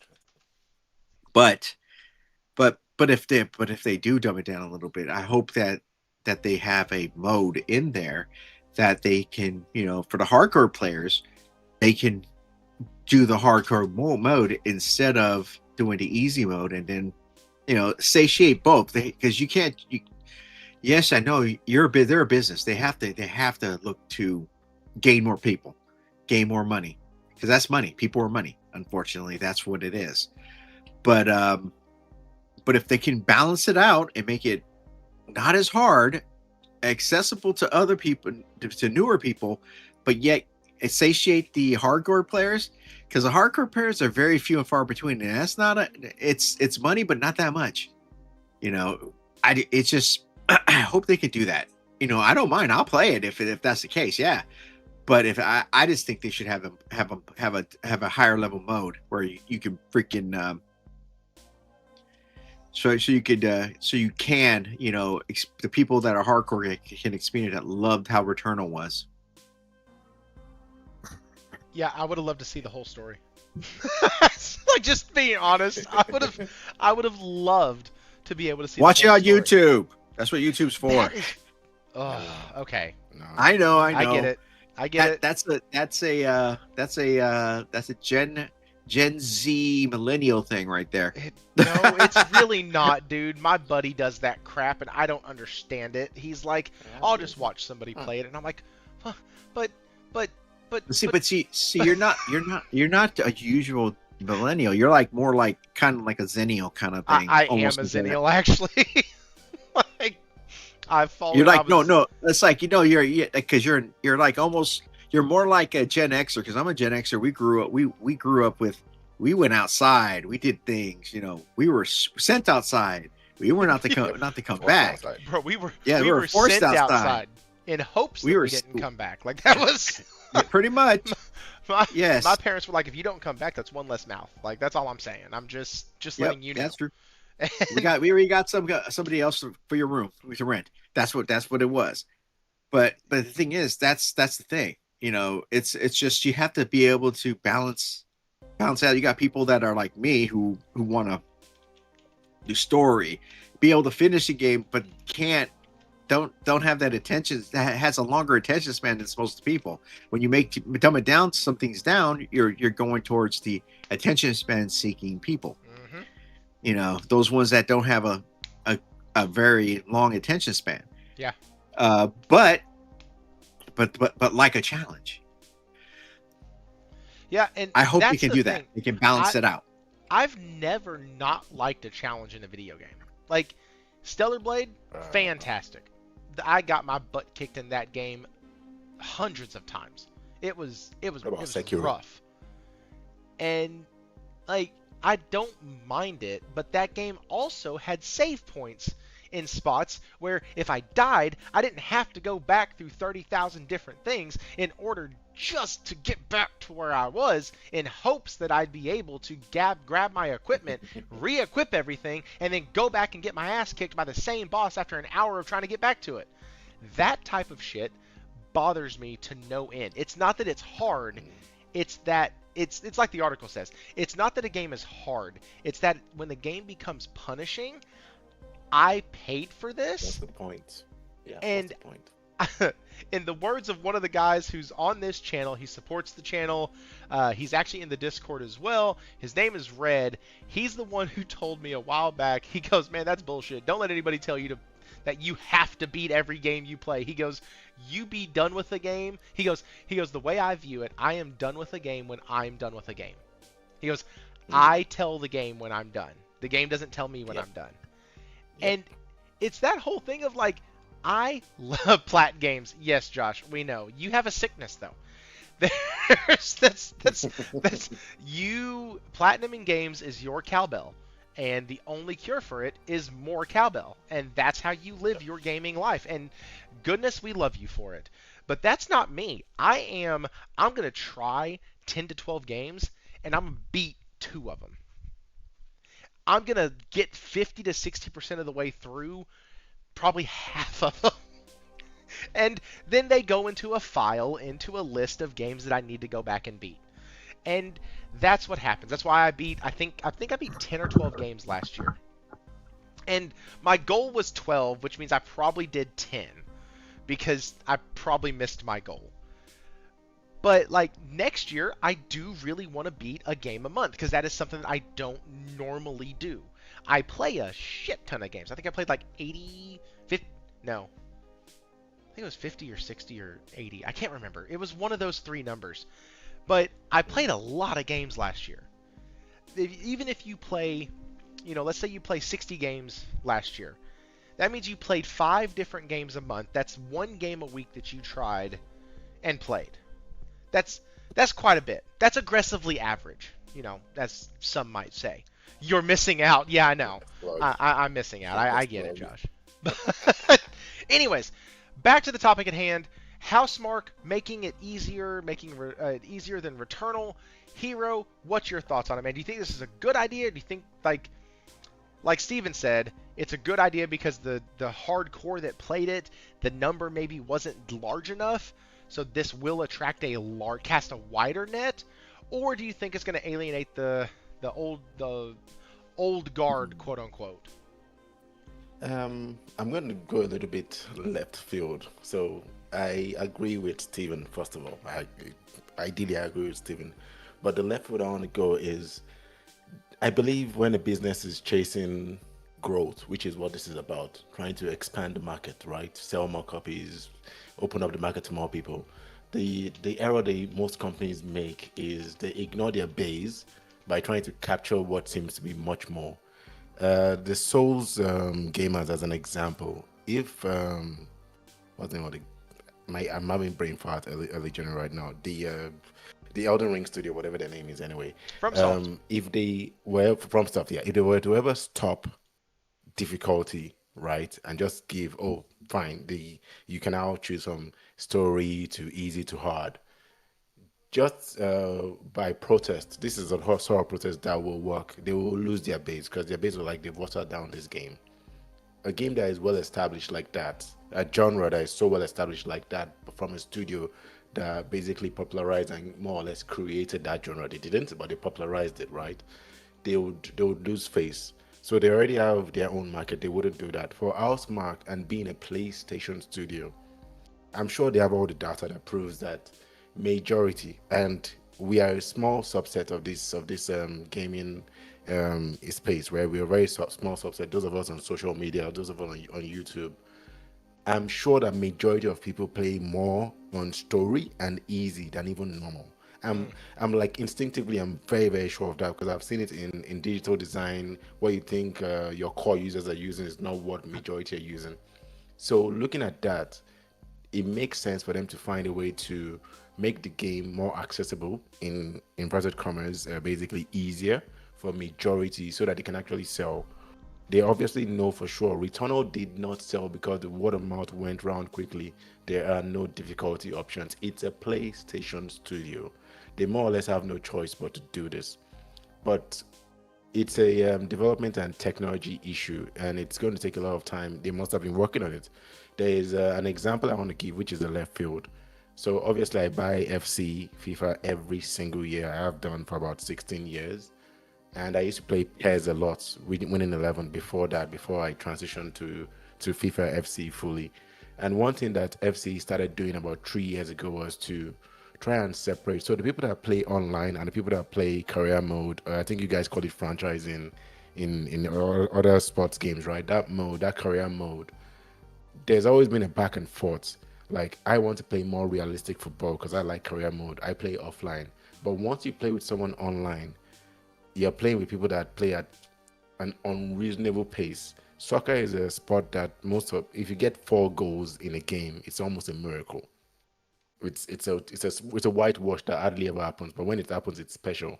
And those of us that play career mode, most of us want more realistic. We want to know that we worked hard to score a goal. We want to know that we're doing everything to work well for us. And in FC 26, EA Sports did it.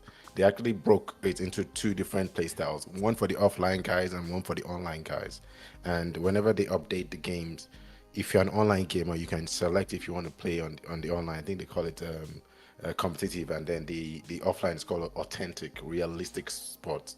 And it's so much more difficult. The keepers are incredible. The defense is incredible. Goal scoring is so difficult. I get a 1-0, I'm so happy. I've played with people online. I played with a friend online recently. I think December 29, and I lost every single match, like 10-2, 8-5, those sort of score lines. And for me, it's ridiculous because that is not football. So using that as an example, in that way, the game still sold and still selling. Maybe not at the pace it was before, but it's still they didn't really lose their base, which is really the online gamers. Funny enough, that's the base of FC and FIFA. It's not the offline guys. The offline guys came from winning 11 and PES. That's what has actually really happened, and they've been able to cater for both. So I believe a slow transition is what they're trying to do. Do not introduce an actual difficulty slider, but what they've done obviously is to try and make it so that you can customize your gameplay in a way. If you want to make it harder for yourself, you can. The RPG elements are going to work very well. I think it's the right thing to do, but marketing, the interviews they do and the approach they take, if there's no difficulty slider, but there are those variables that make it either more or less difficult, the Elden Ring approach, basically, but in a PlayStation way, I do think it will succeed without having them have a lot of losses. They might even sell 2 million copies or more. It's what I'm expecting this to sell. Might be more than that, but I do expect they should hit 2 million copies by doing this. And by selling it that way, it's not punishing, which is what they're trying to do. So for me, it's a lose-lose. If you don't do it, it's a win-win if you do it. That's about it. Because I wouldn't buy it. Wasn't just lastly. So my list of games, I can't remember all of them for the year, was one game per quarter, and I had completely removed Saros because I knew I wasn't going to finish it. There was no point in me spending 100 Australian dollars or 109 Australian dollars buying Saros when I know for sure I would not finish it. I mean, I just picked First Light over it. Right now, thankfully, First Light has been postponed. Thankfully. So Saros now jumps because once I heard this news, I was like, yep, I am going to try it out. I have confidence I can finish it. I would not be wasting my money. So Jedi Survivor and the likes, they have difficulty sliders, but this will take a different approach. I just believe it's going to work, and I'm there day one now. So let me ask you this then. Josh just brought up a good point. Returnal sold 1.5 million. So with all of us kind of thinking that, hey, it might cast a wider net. Yeah, sure. Some of these people might fall off, right? Like the guys who absolutely just want the punishing combat and the punishment, and they just want to feel like they're shit and like that they suck at life, and the masochists, the weirdos.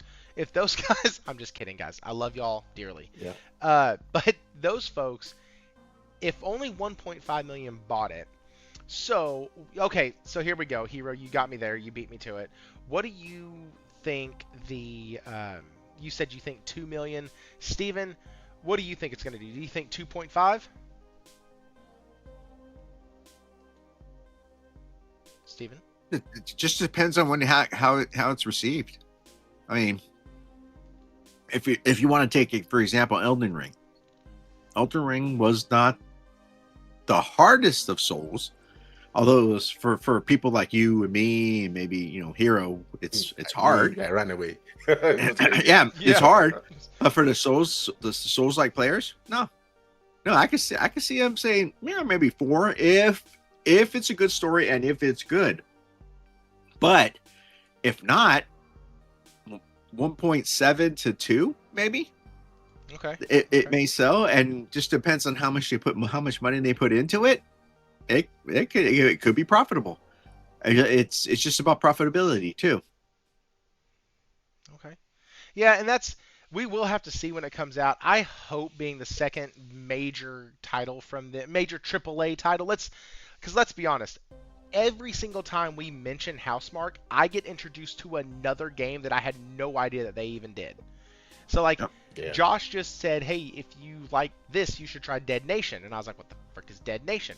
And he was like, it's the same as Alien Nation, but zombies. Or no, he said it's kind of like Alien Nation. So I look it up, and it's $15 right now on PlayStation. And I was like, all right, that's cool. I can put that on my list for January and maybe do a review on it. Games, is it worth $15 in 2026? What have you? Just something like that. But I started looking at some of the clips from it, and it literally looks just like Alienation, but for zombies. And wow. It's why screw up a good formula, right? People hate formula games, like games that just follow a traditional formula or follow the same formula. But let's be honest. I started off the night talking about Like a Dragon, Pirate Yakuza in Hawaii. Cool. That definitely follows the template of the other Yakuza games. Maybe not in story, but definitely in combat, in exploration. There's karaoke in this one. There's little collectibles you gotta find. There's fights you get into randomly all over. It feels very much Yakuza. Very much Like a Dragon. And that's a series that has, 12 games? 10 games? Just another, taking it out of video games. There's a rock group called Disturbed. I know most folks have heard of it. It is probably one of my favorite rock groups.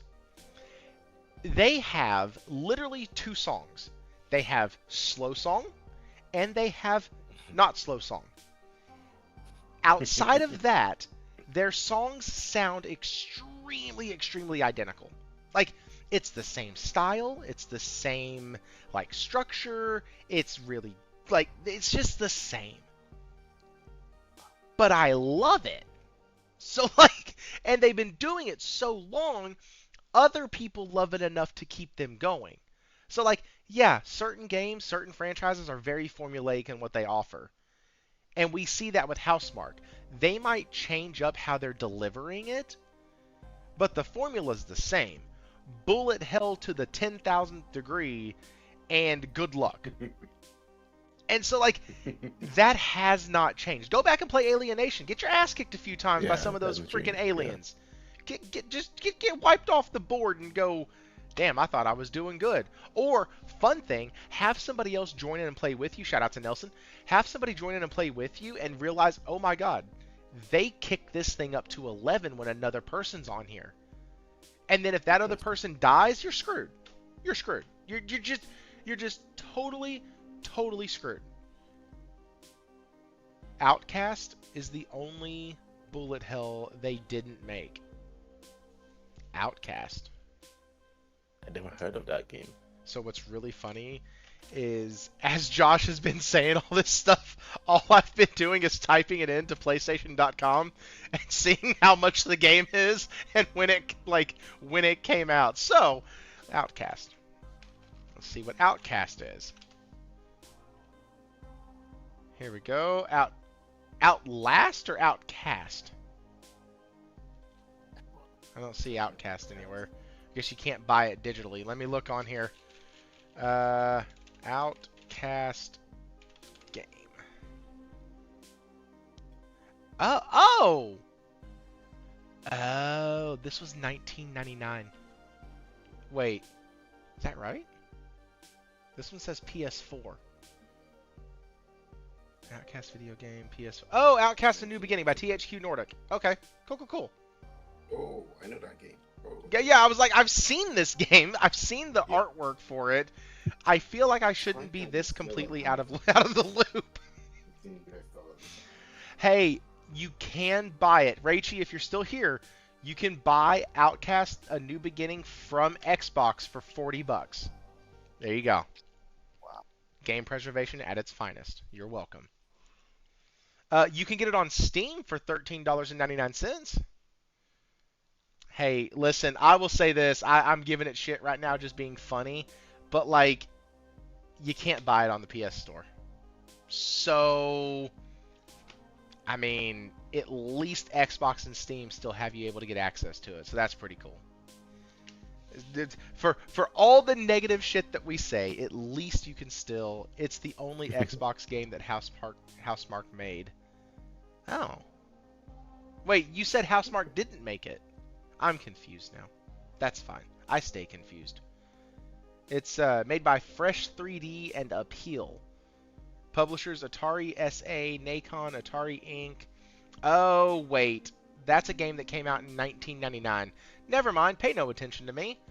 I was doing what I shouldn't have done, and what Wara always tells me not to do, and I was reading the AI summary. That's my bad. My fault, guys. I shouldn't have done that.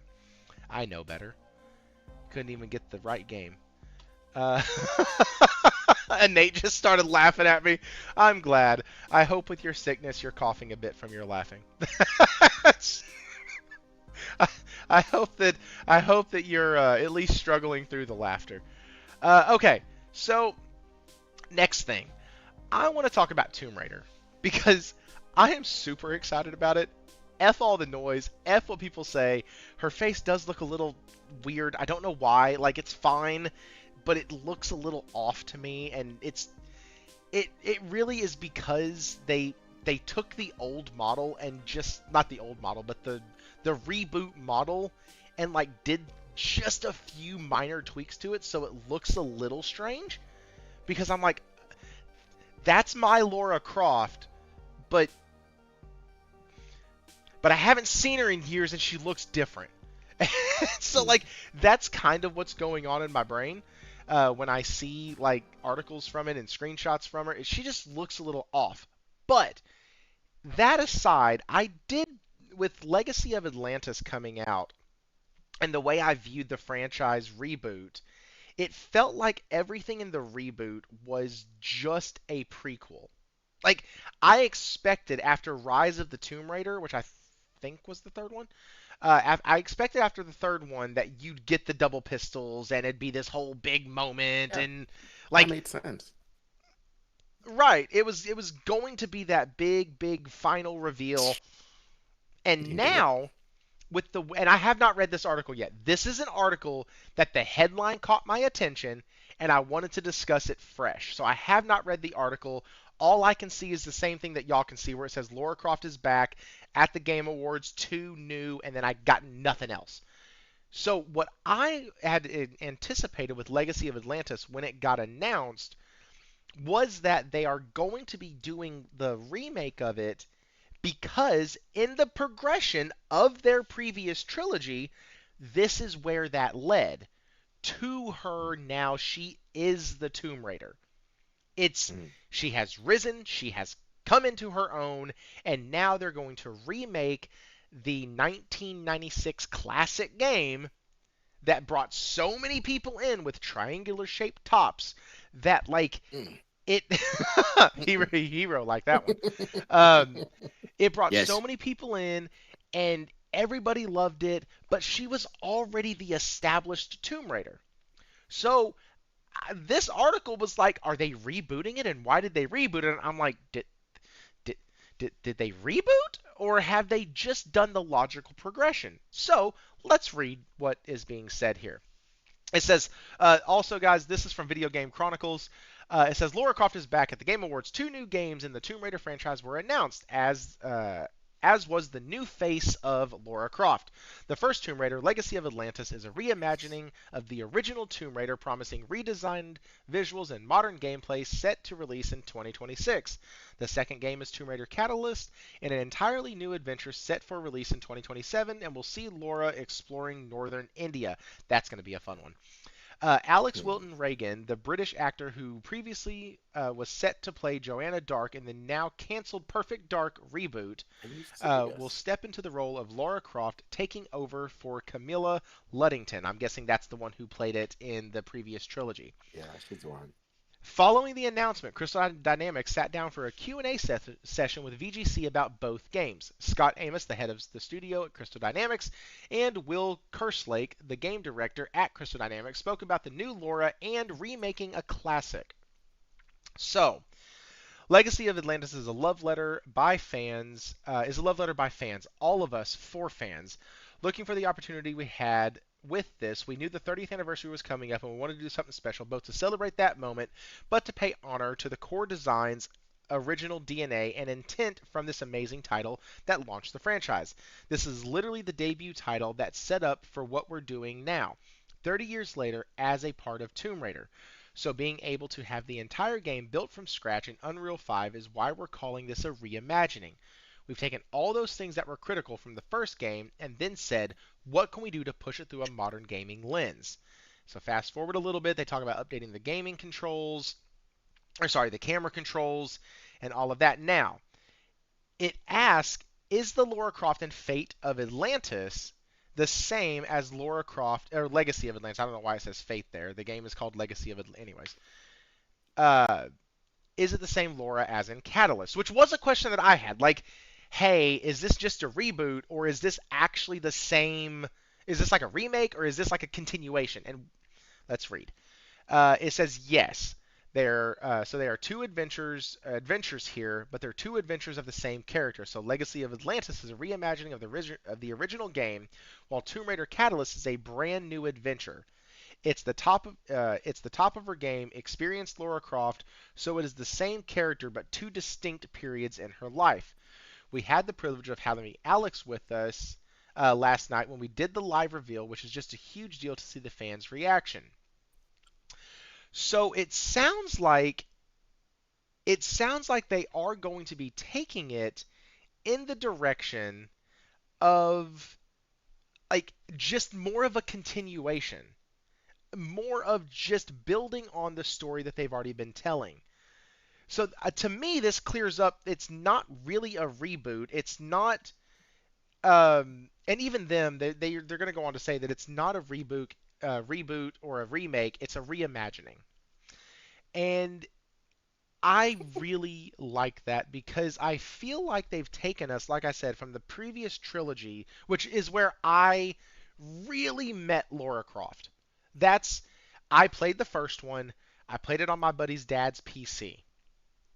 I could not get the hang of the controls. I couldn't jump. I couldn't move right. Everything was weird. And I just never touched it after that. So 2013, I believe, was my first foray into playing a Tomb Raider game, and I fell in love instantly. It was awesome. From the very moment you take that bow out and you have to get it off of the dead guy at the very beginning, and the bones fall, and you have to like yank it from him, and then you got to go kill a deer. Like from that moment, I was hooked. And I have loved every game in that series, even the one that were like, oh, it could just be DLC. Sure, whatever. Give me my 20 hours. I love that game. And so I was super, super excited. And hearing the devs talk about it now, I'm even more excited. It sounds like they're not doing this because they have to. Which, granted, this could just be marketing, and I could just be fanboying here. All those things are possible. Somebody can call me out on it in the comments afterwards, or even right now. Don't care. But, like, it really sounds like they're fans of the title. And they're doing this because they want to, not because the corporate overlords are telling them, hey, you have to do this. And so that's really, really good and really cool, for me at least, as a fan of the new franchise under Crystal Dynamics. Like, I'm super, super excited about this. Now, Hero, I started with you last time, so Steven, we're going to start with you this time. Where are you at on Tomb Raider as an IP? Do you like the games? Have you played them? Or is this something that you'll find on the bargain bin at Walmart for $10 5 years from now? I played the originals. PS1, 2 on up. I played those. Love those games. Finished them all. 2013, the newer ones, not so much. I didn't like them. They're, It wasn't my Lara Croft. My Lara Croft is more of a, curvy, ish person. But she was athletic. She jumped around. She was a beast when you played her. I don't know. She definitely has a very pointed personality. Yes, pointy. Yes. But other than the points, it was just, I don't know, it just didn't get me. Maybe it was because it was maybe too realistic. It was very gritty. I was more into the over the top kind of over the top kind of action. Constantly, you're jumping, you're freaking moving, you have to move. There's certain things you have to do or you die. It's just one of those things. And this is looking like it's kind of bringing them both together, which is kind of a good thing, I think. The realism of how she looks, because be honest with you, if she would jump around with those points, she wouldn't be able to jump like that ever. I don't care how good you are. She just be getting hit in the face with them. Bump, bump. Balancing becomes a huge issue. Yeah. Yes. She fall forward. Boom, fall forward. She tried to do a flip. It's done. But it's just a perfect balance because it's like, okay, she's proportioned right for what she is. She's athletic, but not. But she's still soft a little bit in her face. Her face is athletic but soft. But it looks like how she's jumping off of things, grabbing on things from the preview. I'm like, that's my Laura. That's Lara Croft. That's what brought me into wanting to play her. That's one of my favorite women of gaming of all time. More than Samus. More than Ellie. Her, because she defined that genre. At that point in time. Yeah. Lara Croft has always been a major gaming icon, even when I couldn't play the games. Like, I think there were a few on the PS3. Angel of Darkness, was that one of them? I think that was one of them. I think I tried that one. I tried the Anniversary Edition, and I tried a couple of the not so popular ones, and every time I went in, I was like, maybe the controls are better. Maybe the controls are better. And the controls always felt like ass. And I just couldn't get beyond that. And I was like, And also, let's be honest, it was always the chuds that were playing the damn game. It was always, it seemed, the people who just wanted huge knockers in video games that were playing it. It was...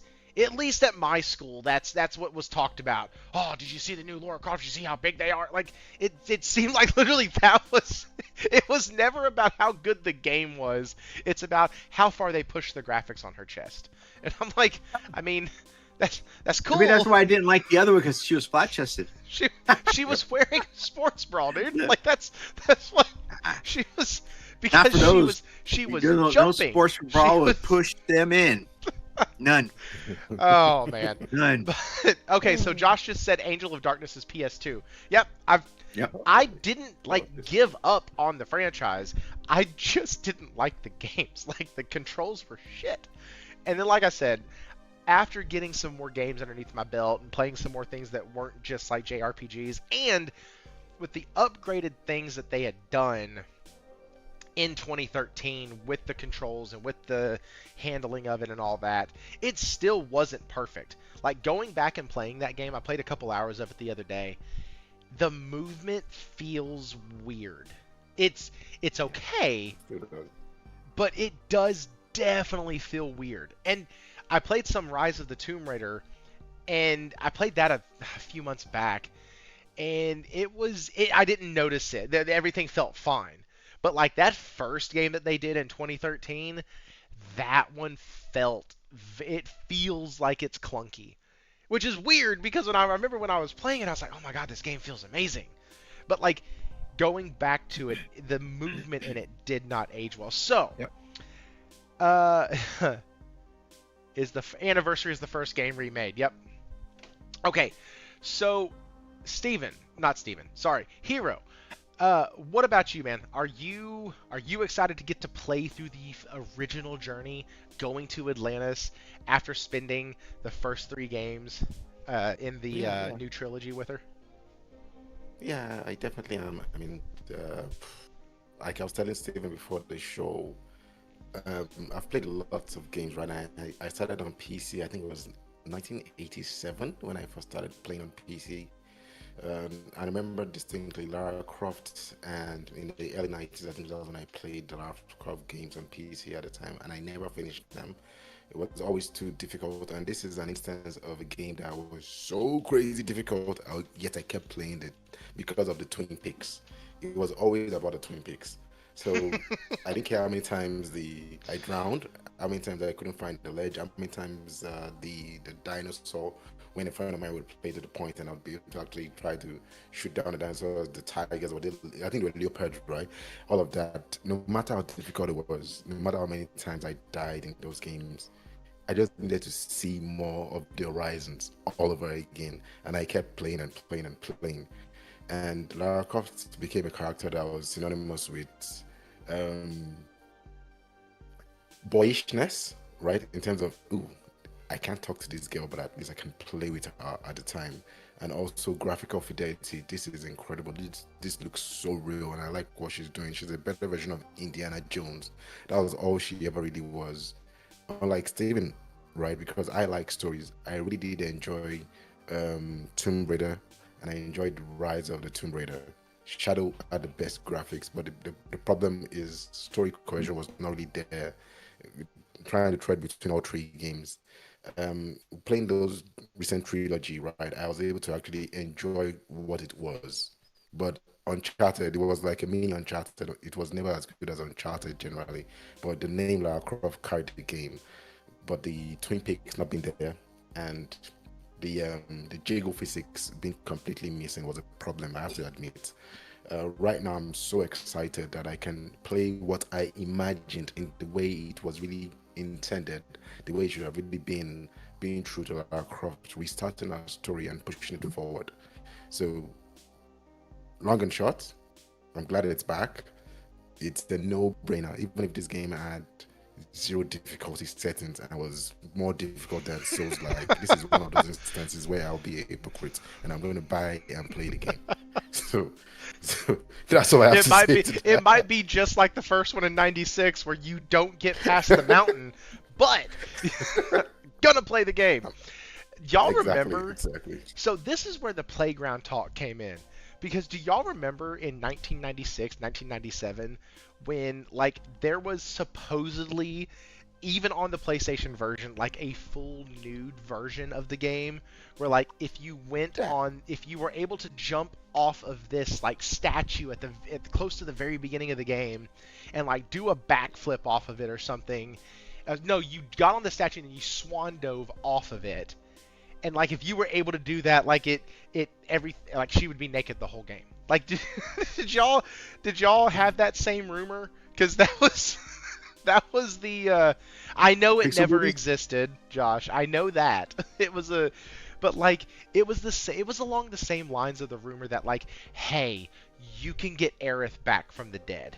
Like, if you just do these 37 million things with your party, Aerith comes back at the end. Yeah, guess what, I wanted guys? Aerith back too. She didn't. She don't ever come back. I tried. I tried repeatedly. She did come back in a way through the meta. Through. I'm gonna spoil it. Through the March. Sort of, because she became part of the Earth. She became part of the live stream, and technically which at is the part end of of the part Advent of Children, we see possibly her actually being able to materialize. Maybe that.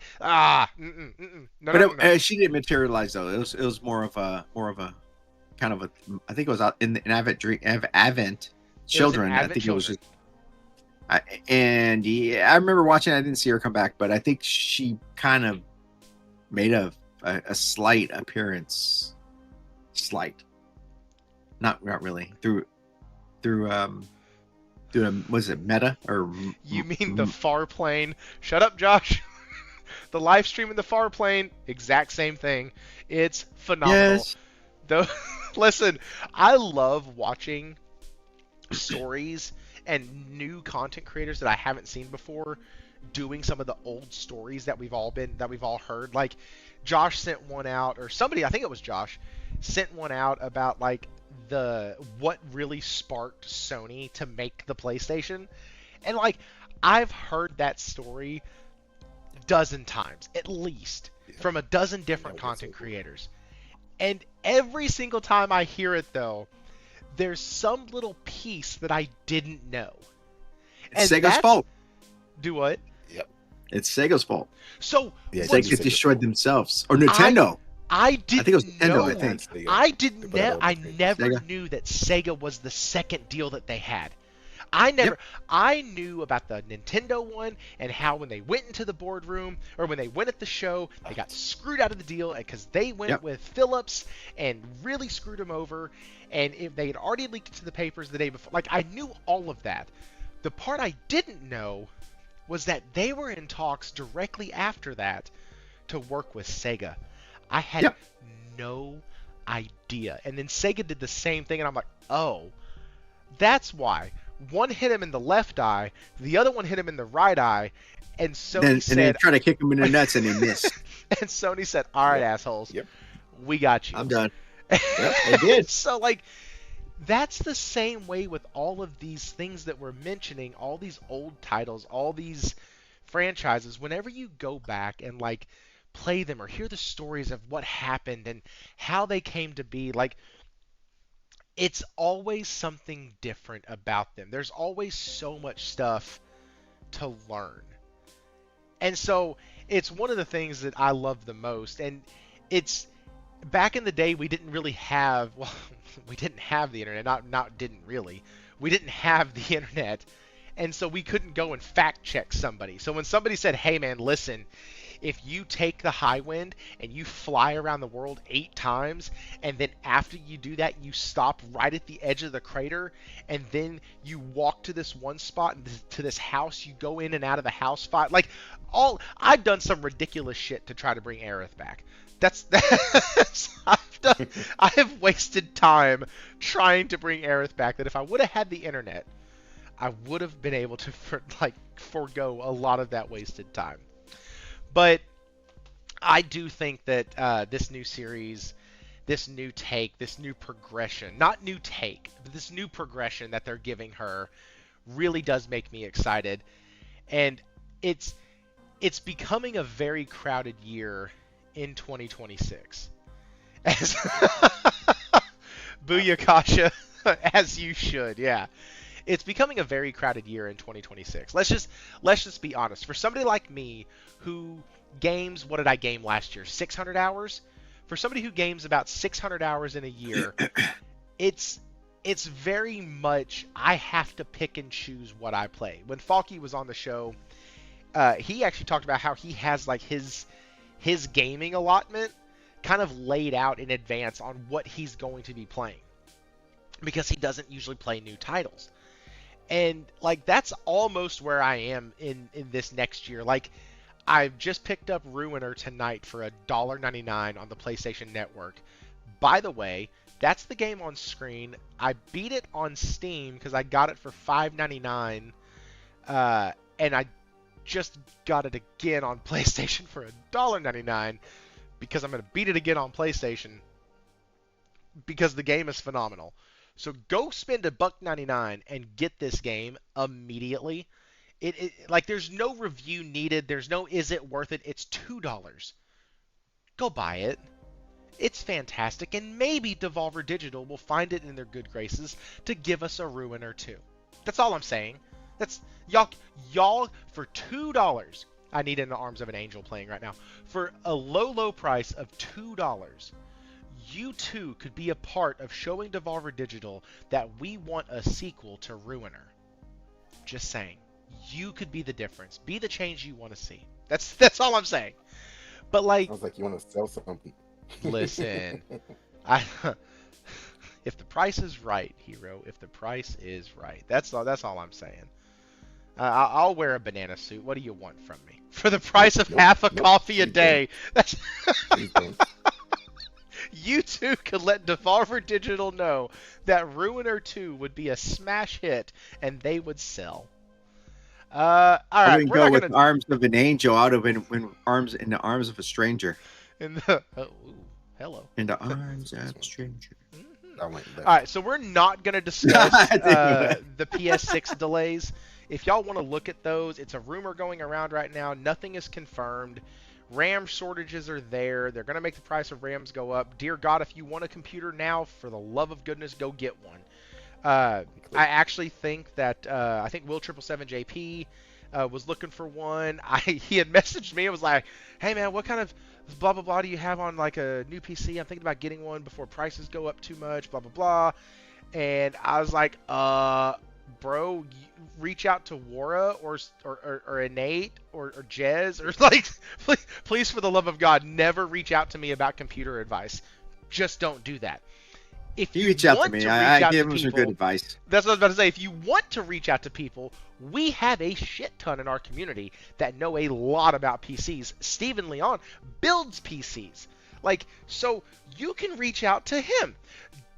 Don't reach out to me, but definitely if you're looking at getting a PC, if it's really something that you're like, hey, I need to get it, grab it soon. Prices on RAM will be going up, and that is going to drive the price up of a lot of different things. Thank you, AI Technologies. Great job, Microsoft. Y'all are dumbasses. You've made it to where you yourself now have to make your own fucking product at a higher price because y'all invested so much money in AI, and now you've literally made it harder on yourself to do business with your main source of income. It's not just Microsoft. It's that was a misspeak. NVIDIA also. NVIDIA is also Yep. doing the same freaking thing. That's the cash cow right there. NVIDIA. Yeah, Grim, like, you're right. Go ahead. Sorry.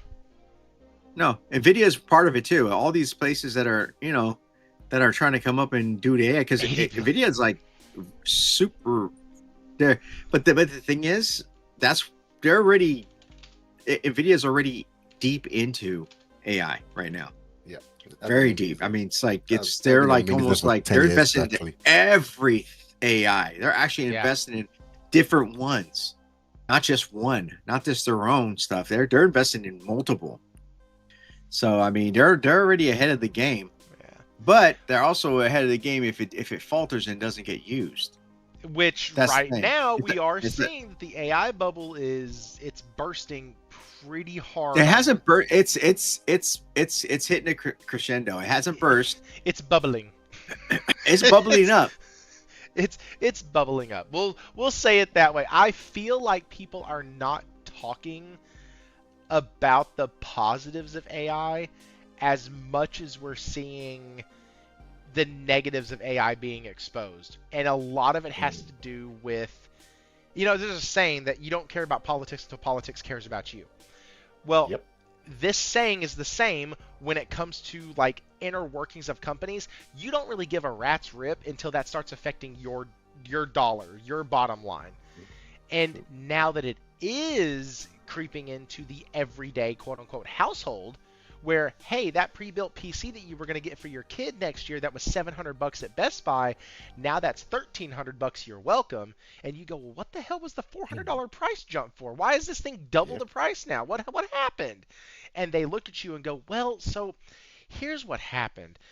Microsoft and many other companies decided to jump on the AI bandwagon. Well, AI costs a lot of RAM and resources to run and to monitor and to maintain. Well, because of that, that drove up RAM prices, and companies who were supplying to the public sector now only supply privately, causing that to go up. And causing the demand to go up, which causes the supply and demand to go down, which then causes the price of everything to the consumer to go up again. So now you're getting screwed two separate ways. You're welcome. Thank you, AI. And they go, wait, AI is bad. And then all of a sudden we're where we're at now, where folks are like, AI sucks. It's now affecting my wallet. This is not okay. And so it's what's happening right now is not something new. People are always reactive to things that they think will not affect them. And as soon as it starts affecting them, then it becomes a major issue or a major problem. Panic. It's a panic, right? And so, like, you have people going out and buying PS5s, buying PS5 Pros, people doing what I'm telling y'all to do right now. If y'all want something and have the money for it, and it's like, don't go in debt to buy something. Don't be stupid.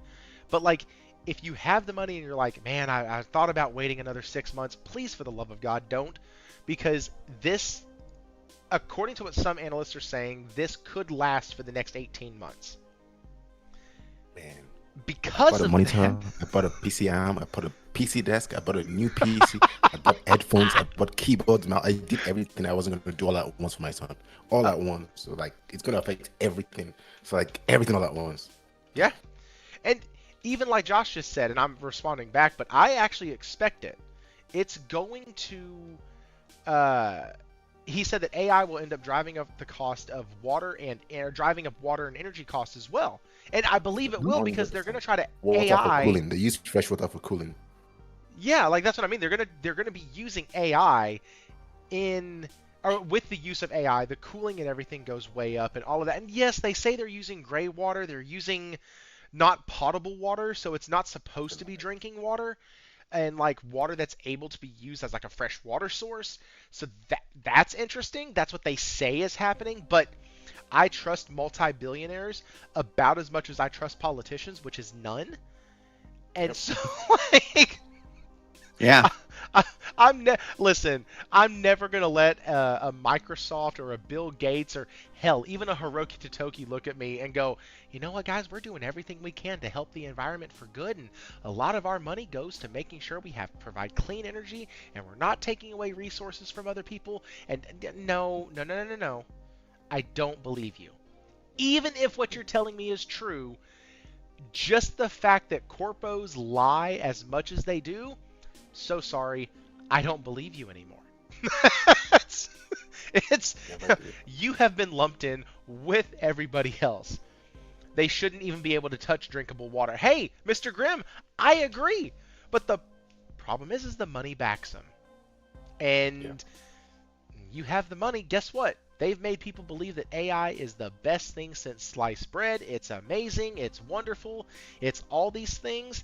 And I am telling y'all, listen, it's not. Hell, fun fact, Hero showed me something before the show. And he had basically put the articles into an AI, like, summarizer thingamajiggy.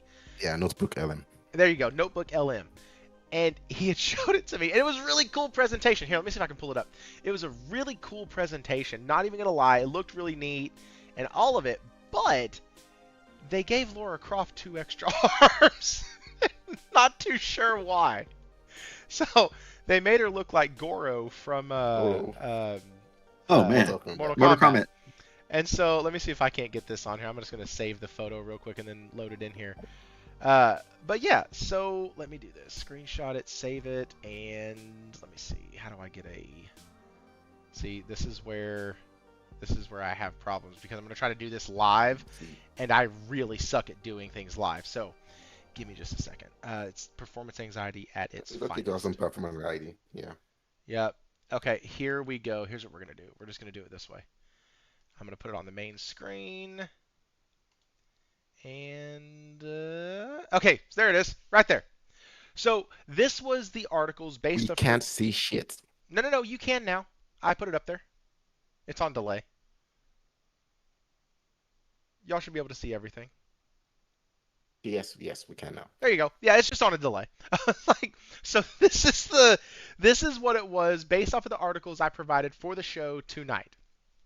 And so it's gamers are open to a longer PS5 lifespan. Yes, that's true. But like, look at what it did to Lara Croft. Like, it gave her extra arms breaking at the elbow. Like, not full arms. She has half arms breaking at the elbow. And so now she has 4 pistols. And this is what we're banking our future on, people. This right here. This. 4-armed Lara Croft is what we're banking our future on. God, I love AI, don't you? Like, it's just... Microsoft is banking on AI to make their games. That's why they fired all those people. The problem is, it's going to be AI slop. That's why I call it AI slop. Yeah. That's why I call it slop, because it's going to be stuff that's not going to look good. It's all about the programming. It's not going to have heart. It's not going to have the emotion. Yep. Now, can you imagine Claire Obscure was actually done with AI? I don't think it would have been that good. Okay, so fun fact. It was written. It was done with AI in a sense, because there was a story, and like I said, it's been a crazy month. I did not do shit as much as I should have, and it's been a weird month. But one of the stories that had really grabbed my attention was that AI was responsible for Expedition 33 losing one of their awards. And the reason why is because when asked, did you use AI in the game, or is there AI in the game? No. The launch version, there's not AI. The version you're going to play today, tomorrow, the next day, the version you played 6 months ago, no AI. But it did come out in an interview that they used AI to simulate environmental models that they had then afterwards went in after they had already done some work in the game, done some work in the engine, fleshed out some more things, went in and redid them and used actual art. They did them as placeholders. I am okay, as I've stated before, I am okay with them taking some of the menial tasks and putting them off on AI. You want to send out a company-wide email? Fuck it, whatever, use AI.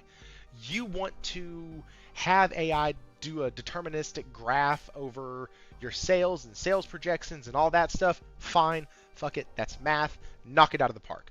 Whatever. The part that I have a problem with is if it is continually being used in a generative sense, and if that's your basis for everything. It wasn't. What they used it as was placeholders. I am totally fine with that. That is taking something mundane that you really don't need at the time. You don't need to have all your environments lined out and nailed down at the very beginning of production of a game or anything like that. A lot of times that stuff gets put on later anyways. So getting a framework that helped provide them with that frame of reference makes sense. And then they changed it later. So like, I am okay in that sense, because in that sense you're using it as a tool. One of my clients actually develops mobile games, and he uses AI to do it because he can't code for shit. And so he was like, I have all these ideas. I have all these creative ideas that I want to get out, but I can't code. And I don't know how to code. But I can put these ideas into this AI software, and it can code my game for me. He goes, it's still my game. The story is mine.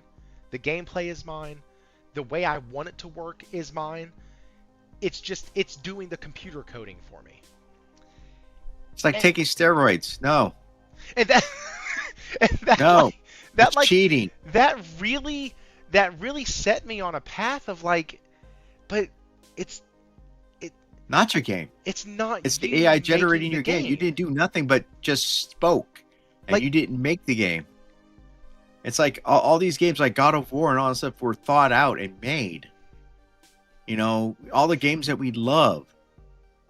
Even though, you know, Clariscure did use some AI assets to begin with, they made it their own. And they made their game. They made it their own. Instead Right. of using AI to make it. To cheat. Can I add something here? Let me add something here. Sure. This will be the you'll finish us out and then we'll do outros. So go ahead. No worries. Yeah. So I've got a few endeavors I'm on currently. One is a children's book, and two others are a urinalysis app, and the third one is an aggregator app for particular subsets of the Australian culture. And all three, right, from concept to initial development, it's been done by me, basically typing and doing research. I actually use the notebook LM to put in all my sources and then read as deeply as possible the summaries and try to like delve deeper and deeper and deeper before I build. In this process of me working with AI, one of the things that I've discovered is if you want to keep ownership of your IP, your intellectual property, you must make sure that the origin of your ideas are you. Never ever input them at the beginning into any AI tool, otherwise it doesn't belong to you. In the instance of when it comes to coding, I do agree that there's vibe design and there's vibe coding. I agree that vibe coding is good for not even an MVP, just a proof of concept. But when you want to actually build any application, game, whatever it may be, it could be a VR experience, whatever it is you're doing, even a children's book as an example, it's important that after you vibe designed and vibe coded, the human in the room, the human next door still needs to look through and correct everything. Right now, AI is cheating. I agree 100%. Because when the scientific calculator came out, it was cheating for the first decade and a half of its life, before it became, everyone should use scientific calculator in maths classes. The thing is, in a decade or less, in 5 to 10 years, it's not going to be cheating anymore. The problem right now is that we're in the wild west of this tool, where there are no set rules, and everyone that uses it is either praised or condemned. They either find a way to succeed illegally, or they just fail publicly. So for now, if you don't use it in any capacity, you're actually doing yourself a disservice. But you need to use it in a way that is ethical to you, because the future will land, and no matter how much this bubble bursts, just like when the crash in, was it 2000s, when was it at 2000, I think it was when the internet crashed at that time, when Google came up as the winner, Alta Vista and the other search engines fell. Yahoo came up well at the time also. We're in that same phase where the bubble will burst, but there'll be 3 or 4 winners. Nvidia will be one of those winners.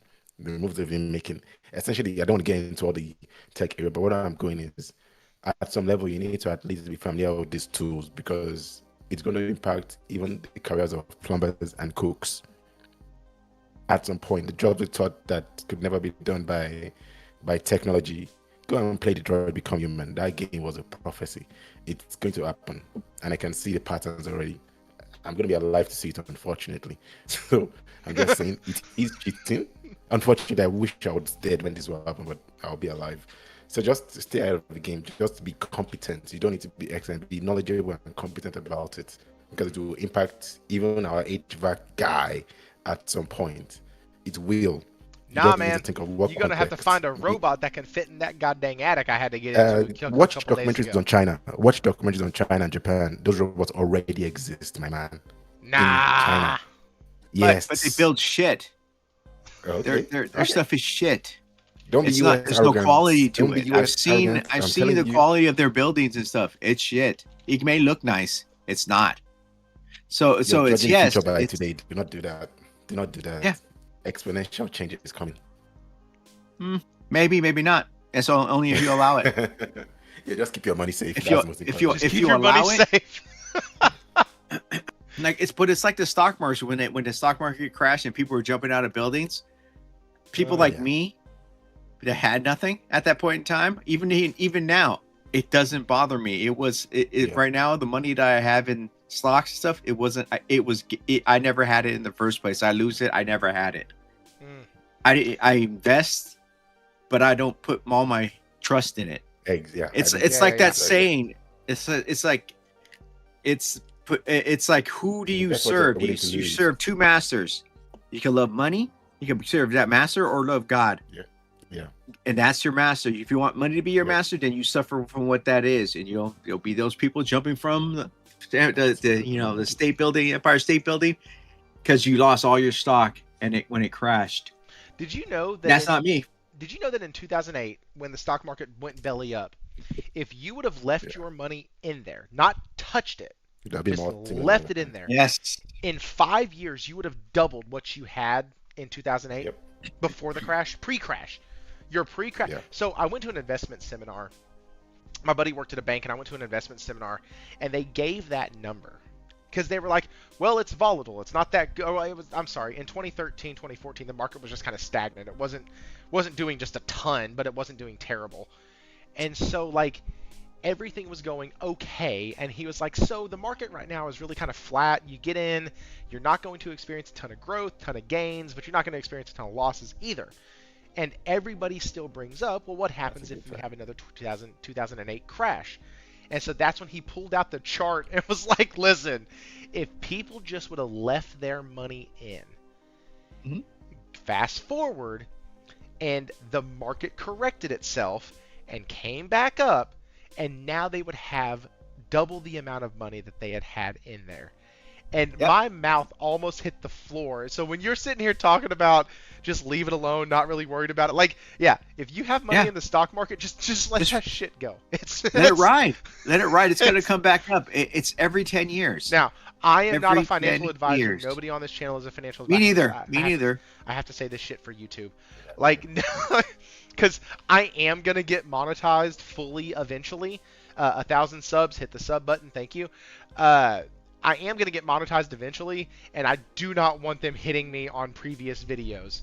And so, like, listen, we are gamers. We are gamers of all different types, of all different varieties, all different incomes, and this is just what we talk about. And so tonight has been a very conversational night. I've really enjoyed it. It's a good break for the new year. I am excited. A lot of y'all are already in the new year. Steven, I know you're still about an hour or so behind. And I am at 30 about minutes. 2 hours. About 2 hours behind. Okay. So West Coast. I'm about 30 minutes behind, and I would like to go ring in the new year with my wife, who is, I think, still awake in the living room, waiting on me to ring in the new year. So with that, guys, Steven, this is always the part of the show where I ask, where can people find you? So where can they find you, Steven? On my couch. On your couch. Fair enough. On my couch, in my chair, in front of my monitor, every time.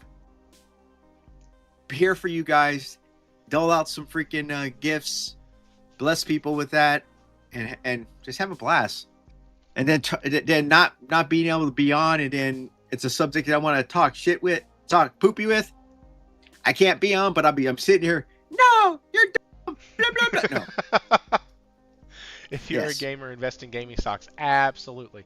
You should have invested in AMD when it was $2. That's my problem. I should have did that. we didn't have the money, or we didn't know. We didn't have the money back then. Like I did. Well, you did. I was able to take out of my profit sharing. I had $50K I could have taken out. It's because you're 16. And put it into it. I would have been a millionaire right now, but you probably even know. We wouldn't have known me then. I would have looked up my nose up at you. I'm rich. No. I was just ish. Yeah, we know him, so would have changed all right. You still be a gamer in public. Hero, where can folks find you, or do you even have a social footprint anymore? I'm still on Twitter. I'm still in the Discord. I'll be in and out from time to time. You'll see me there from time to time. He's right though. For now. For now, I'm still a bit stealthy. Maybe for the first quarter of this year, while I'm educating myself and trying to build something. But I will definitely still be in Discord and on Twitter, and eventually I'll find my way back to YouTube. Just yeah, but I'm easy to find, and I'm always happy to strike up a conversation with anyone. Yeah, Well, so see you guys, guys. I really couldn't think of, you know, when you start thinking about who you want on like an end of the year show, it's the list gets shorter, and so the people who are here, a lot of the guys in the audience tonight are on that list. Like I reached out to Josh. I've tried to get him on tonight because I thought it was tonight because he's coming on later in the year or earlier into 2026. He'll be on. Uh, but I really do appreciate it, guys. It's nice to have uh, two people who have been with me for a long time on an end of the year show. Uh, would have been awesome if I would have thought about it more. You know, getting folks like Jez and Will and Falky and Logic and Nate and Henry and just all the guys that come on here frequently give of their time, give of their money, give of their support, like all of it. They share it out. They're here every week. All of y'all do so much for the channel, and honestly, it's what keeps me going. Knowing that we have a community here, knowing that when I put up a video, y'all are gonna go check it out. You're gonna give feedback on it. It's just amazing. This is the core of this is the core of the channel, and it's really fun. I enjoy it. It's a great thing. Here's to 2026 as it comes in. Thank y'all for a wonderful 2025. And guys, next year, more videos on the way, more live streams. We're going to be focusing more, narrowing it down. This whole year was a shift, and so we are 23 episodes into that shift. That's not a lot. This whole shift, me still trying to figure everything out, doing it by myself for the most part, like it's a lot, and I'm super blessed to be able to continue to do this. And yeah, so here's to 2026. 2025 is now in the books. Go find some games, play some games, don't invest in stocks, or do. That is up to you. We are not financial advisors, just for the sake of one more time. With that being said, guys, Only in Minecraft. only in Minecraft. Yeah, that's right. All right, guys. We love y'all. See y'all. We will be out. Let's catch y'all tomorrow. And yes, so be looking out on the YouTube channel because after this I will be putting a poll up for what game y'all want to see me play. I'm going to be pushing hard for Yakuza, but I will put some other titles on there just to be able to have some fun with that. So guys, y'all have a great night. We will catch you in the new year.